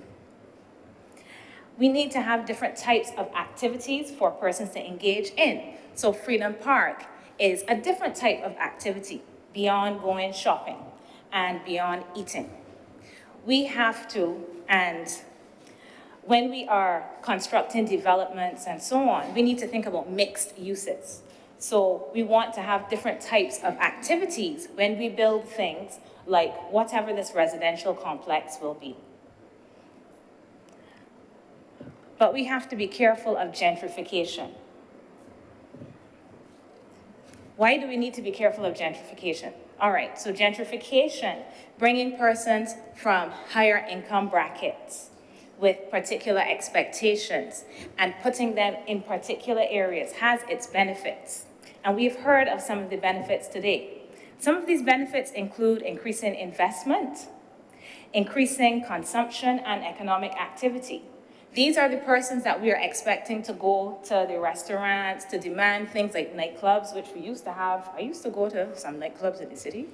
I mean, that's kind of aging myself, but anyway. But we used to have these things in the city. There probably still are some nightclubs, maybe not as big and popular as the Warehouse or Le Mirage. But anyway, I digress.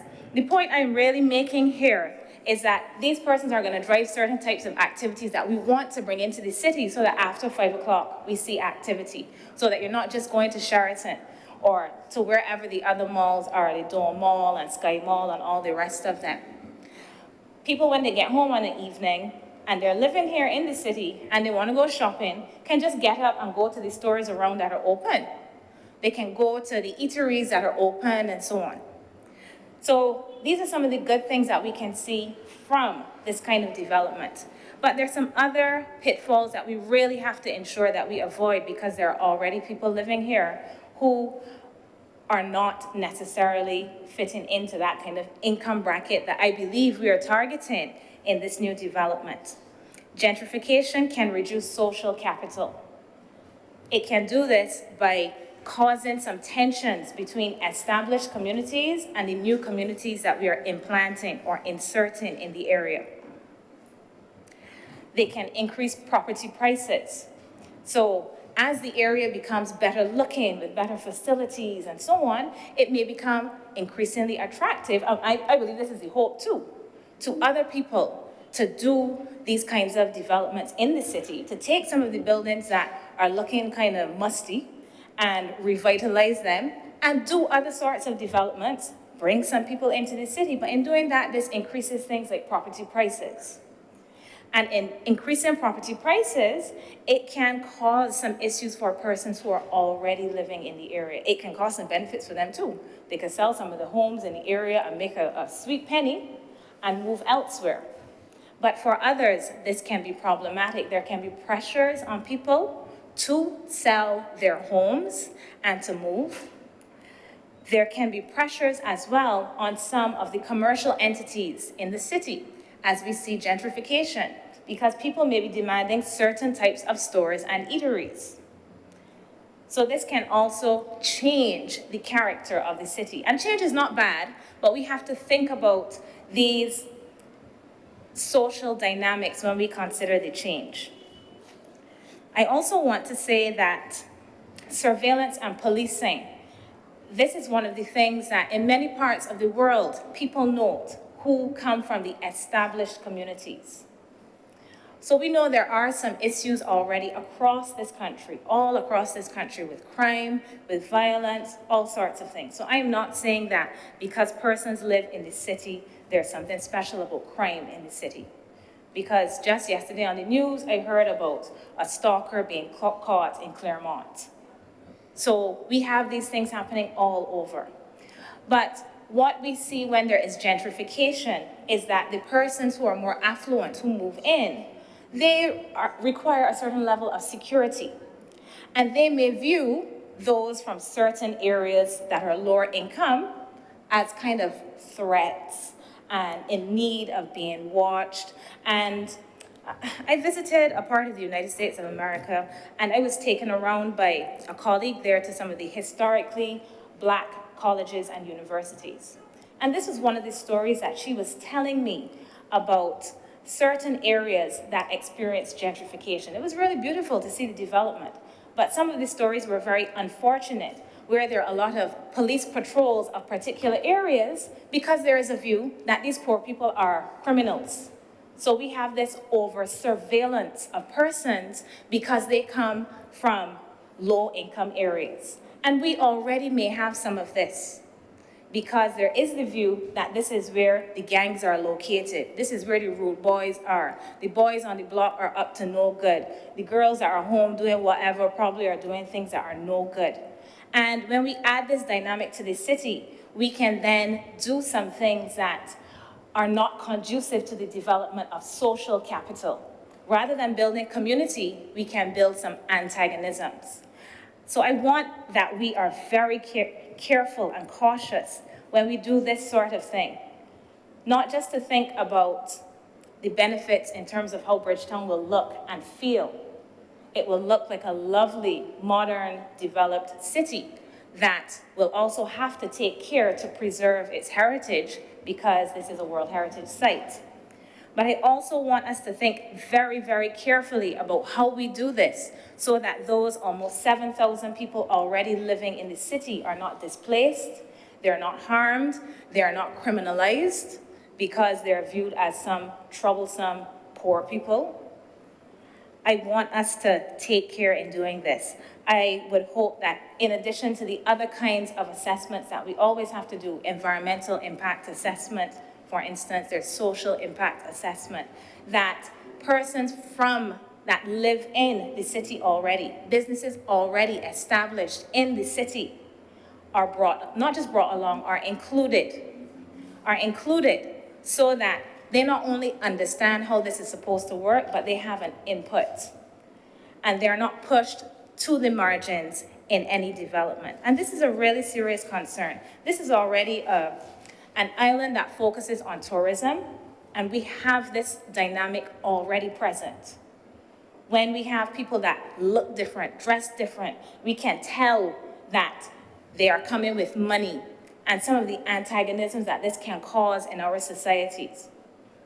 If it is that this development is not just to attract locals who can afford to live in the city, but persons coming from other parts of the world, I think a lot of care has to be taken to ensure that when we do this in a way that is productive for all of the persons who are already resident in the city of Bridgetown, to the existing businesses, and also for the wider society. We don't want Bridgetown to become a place that people don't come to because, it's not that they're not coming because there's nothing to do in Bridgetown, but they're not coming because it's some kind of bougie area that only certain people are supposed to go into.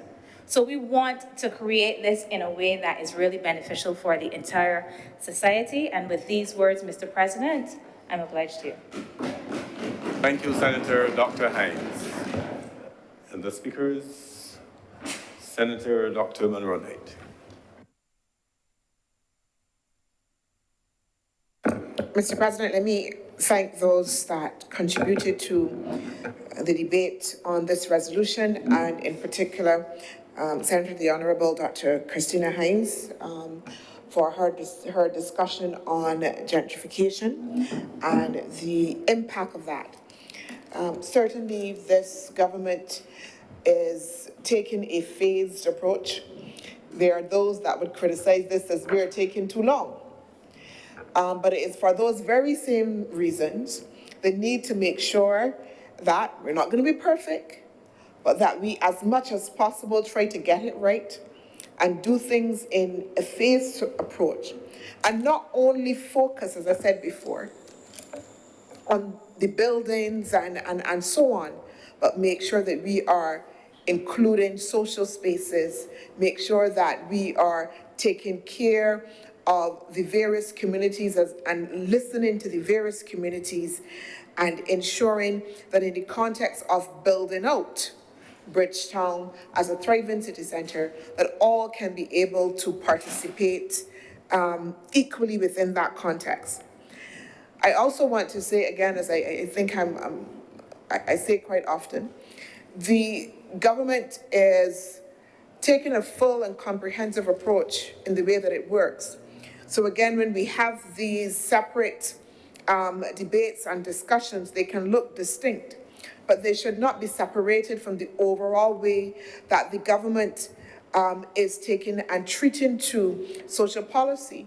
So that I know that, for instance, that the residents of the city of Bridgetown were exposed to a financial literacy workshop over the weekend, held by the Financial Literacy Bureau under the Ministry of Energy. And that was directly for average citizens. We didn't identify who, not brown, whatever, to be able to come out and to be able to understand opportunities that could be available, how to invest, where to get information from, and all of those things as well. We're also adding that as well to government's effort to improve the housing stock in city areas, to improve the infrastructure within the city areas for the existing residents. For the existing residents. So, Mr. President, I'm emphasizing that I take on board the discussion about the possible impacts. We are attending to that, but also as well that we are hoping that we have a discussion which appreciates that this particular resolution sits within the context of a wider policy landscape for the government in terms of how it is rolling out its social policy as well. Finally, Mr. President, I just wanted to reflect on the discussion around the creation of employment opportunities, which are also going to be extremely beneficial to those residents that already exist. So that, yes, while we bring people into the area that have money, that are able to invest, again, like I said, the building out of Queen's Park, the creation of restaurants, the creation of other spaces, we talked about kiosks and those sorts of things, are opportunities that will be afforded to residents within the area. And through, again, building their capacities in several interventions that are being done by the representatives for those constituencies to ensure that they can encourage their citizens to be able to actively participate and also take a hold of the benefits. I also, Mr. President, don't feel I can close this discussion unless I recognize the renaming of the Fairchild Street bus terminal, which happened a couple of weekends ago, in the name of Archbishop Granville Williams, and to say as well that this is also another attempt by the government through the Division of Culture to ensure again that in the city centre that we have reflections of ourselves, reflections of our communities, our families, etc. And the renaming of that, therefore, comes into this discussion in a big way because in the context of the city centre, your child, my child, our cousin, grannies can now look up at the Fairchild Street bus terminal and be able to identify with that name of the Archbishop Granville Williams, taking pride of place in the context of the city of Bridgetown. And I want, Mr. President, to indicate that we are intending to do that more as a deliberate policy to ensure that right throughout this country, that we can have spaces that are reflective of Barbadians, the division of culture. We've just started a committee that will be looking at the naming of several parks, again, historically, several spaces, to look and see what is the historical connection, again, with Barbadians, and be able to inscribe them again, so that, again, we, as a new republic, can ensure that we have a country that is reflective of its people. Mr. President, I do now beg that this resolution be now passed. The question is that this resolution do not pass. Honorable senators in favor, please say aye. Aye. Those against, please say no. If the ayes have it, this resolution is now passed.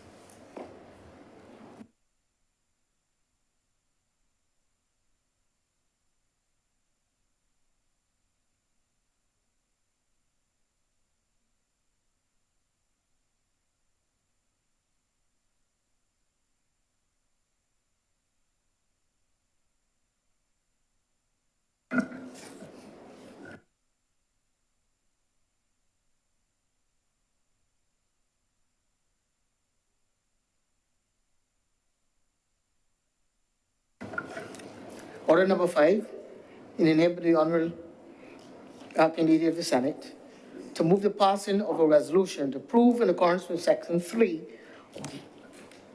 of the Crown Lands Vesting and Disposal Act, Chapter 225, the vesting in the National Housing Corporation of a parcel of land, the property of the state, situated at Bridgetown in the parcel, situated at Brighton in the parcel of St. George in this island for housing development. Beg your pardon. Senator Dr. Monroe Knight. Thank you, Mr. President. Mr. President, this resolution before us is really reflective of an ongoing move by the government to honor its commitment to the citizens of Barbados in undertaking the silent housing revolution. Mr. President, I want to speak to this notion of the silent housing revolution again as something that is fundamental and as a fundamental principle. I am extremely passionate, Mr. President, and you would hear me speak and be reflective of that passion when I speak on issues of education and training, because I believe fundamentally that education and training are critical pillars and the underpinning of being able to move people from a situation of poverty to one of empowerment. Similarly, in the context of housing and having adequate housing, I'm equally passionate about that. And I'm equally passionate about that, Mr. President, because being appreciative of our history, being appreciative of the fact that we have a history in which, in the context of colonialism and the post-emancipation period, that we had such dire housing conditions in this country, that we had situations and perhaps still have situations in which people are forced to live in some conditions that are really not acceptable, large households being forced because of economic realities to be able to live in small quarters. The government can't take responsibility for everything on its own in a short space of time, but certainly tackling the question of the provision of affordable and safe housing, particularly for low-income people, is one of the principal actions of this government, designed to make sure that we pull everybody along on this journey of development. Because if you can give people affordable housing when the Bajan gets to turn the key and step into its house and his or her house and be comfortable, Mr. President, that is empowerment. That is pride in who you are as a person. And so that this silent revolution that this government has embarked on in order to be able to provide housing, the silent revolution says that we will provide 10,000 houses, as indicated in our manifesto, is one that this government is dedicated principally to be able to deliver, Mr. President. I also want to say that even in the context of delivering on that promise, we all can appreciate that, one, we have constrained resources, both financial and both in the context of manpower, to then to be able to deliver as quickly as perhaps the society needs. We have, Mr. President, as we discussed before, some operational challenges that we have to be able to work out. But this government, as I always say, is about facing it and fixing it. And in that context, the Ministry of Housing, Lands and Maintenance has been challenged in the context of their Commitment for Results framework, which is the government's overarching framework to be able to monitor the performance of ministries and agencies, has been challenged to ensure that it can provide metrics and indicators on its delivery of housing solutions so that they can remain accountable for that level of delivery, Mr. President, to the people of Barbados. I also want to say that the provision of safe and affordable housing is also part of government's overall commitment to delivery of the Sustainable Development Goals. While it is not a specific goal, we recognize that it is very much tied to delivery of reduction in poverty and inequality as well. Mr. President, in another discussion, we talked about the fact that if we are not careful, we can establish systems and processes, even unintentionally, that can create inequalities. And in this country, we have a level of inequality in the context of access to affordable housing. There are those of us who can, through our own means, obtain mortgages, be able to build on our own. But the government, in the context of the revolution that it is attempting to deliver, is saying that it is not intending to leave those who can least afford it behind. It is saying that it is committed to ensuring that we will create an opportunity for those that are in the lower income brackets to have housing, Mr. President, that is not just housing, but good housing as well. That is important. Because before, if we look at our housing policy, and if we talk about Bajan colloquialism, we know the thing of the scheme houses. Yeah? of people living in apartments that they're so small, they're not able to have all of their things in. There's no facility for parks, there's no facility for people to hang their clothes and all of those things. The provision of this housing that we will be providing in the context of this revolution, is attempting to be responsive to those things. Is attempting to be able to ensure that we can reflect the Bajan tradition of having a space as much as we can in the context of the human resources that allows the individual to feel valued, and that we're not just attempting, because they may be on the lower socioeconomic rung, to push them into spaces that will not add value to their lives and their personal esteem. Mr. President, the literature would also suggest that housing is a platform for household resilience and sustainability as well. Housing is a platform for household resilience and sustainability. Housing is juxtaposed to homelessness. Housing is also juxtaposed to, you can have housing, but it can be inadequate. It can be unsafe. So that if you provide people with safe and adequate housing, then we are building resilience and sustainability, Mr. President. Mr. President, I want to also indicate that, as I indicated before, the government has placed this revolution as part of our priorities. For this year, the government and the Prime Minister in her budget speech, and as it was indicated in the President's speech, has set itself a target of delivering 12,000 houses this year.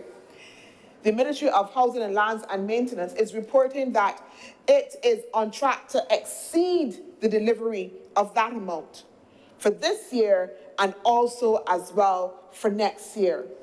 And it is doing so in the context of public and private partnerships.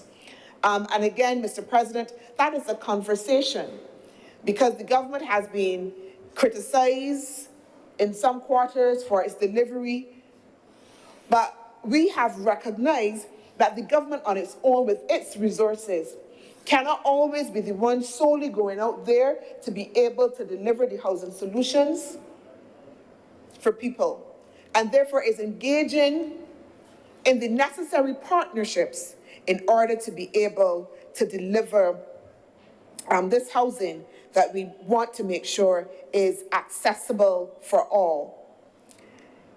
Mr. President, the Ministry of Housing and Lands, as I indicated before, will exceed that target. And this will exceed that target, Mr. President, with some 1,428 houses expected to be available to citizens during the current year, and with approximately 6,000 more houses being targeted during year 2. The government is delivering on its promises. But as we seek to do so, we recognize, and I believe that if we are all truthful and honest with ourselves, is that there are resource constraints even in relation to land. So you would see that the government is moving to vest available lands in order to ensure that it can deliver on its housing promise. And the vesting in these lands allows the government then to be able to deliver in areas where there is the greatest need. I also want to remind Mr. President, this Honourable Chamber, that over the last month, the Ministry of Housing has been engaging in a wide program. I believe that there was a fair, a mortgage fair, that was held in Golden Square, Freedom Park, I think it was last month or so, allowing people to be able to come and sign up, get information in relation to access to housing, to be able to understand the process. And again, Mr. President, I will not stand here before you and say that it is all perfect, that we have been able to deliver at the pace of the demand of the society. We haven't been able to. The demand is extremely high, but the Ministry of Housing and Land is working, first of all, to look at the backlog that it has on the one hand. So it's doing multiple things, not one and then the other. It is working to look at the backlog and to be able to clear that backlog. And even as it does so, then be able to offer housing solutions, but also in the context of those that are currently in housing operated through the NHC to ensure that repairs are carried out and that there is a program as well moving from rent to own. So multiple planks and multiple pillars, Mr. President, in the context of this silent housing revolution. Mr. President, I also, as I close, want to indicate as well that the focus, again, of this housing policy as it is on low-income brackets, and also as well, even what you would call perhaps a middle-income bracket, whether they be teachers or those in other, in other areas of employment, that unfortunately might not be able to easily access mortgages and loans from traditional private sector. It's that, again, the government understands that the environment that we have within the country, if we are not careful, can set up a system in which those who have the capacity will be able to run ahead, and those who have not quite enough capacity can be left somewhere in the middle without any recourse. And the government is also seeking to close that gap through its initiative in the context of hope, again, with the provision of housing and also financing for these homeowners. Mr. President, I do now beg that this resolution be read, be now passed. Thank you, Senator Dr. Mulroney. Any other speakers? The question is that this resolution do not pass. Honourable senators in favour, please say aye. Aye. Those against, please say no. The things the ayes have it. This resolution is now passed.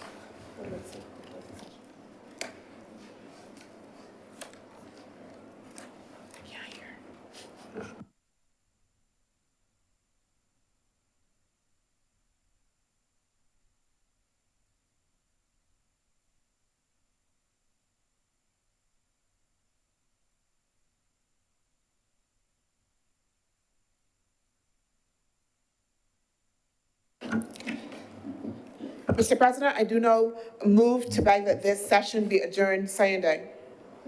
The question is that this sitting be now adjourned sine die. Honourable senators in favour, please say aye. Aye.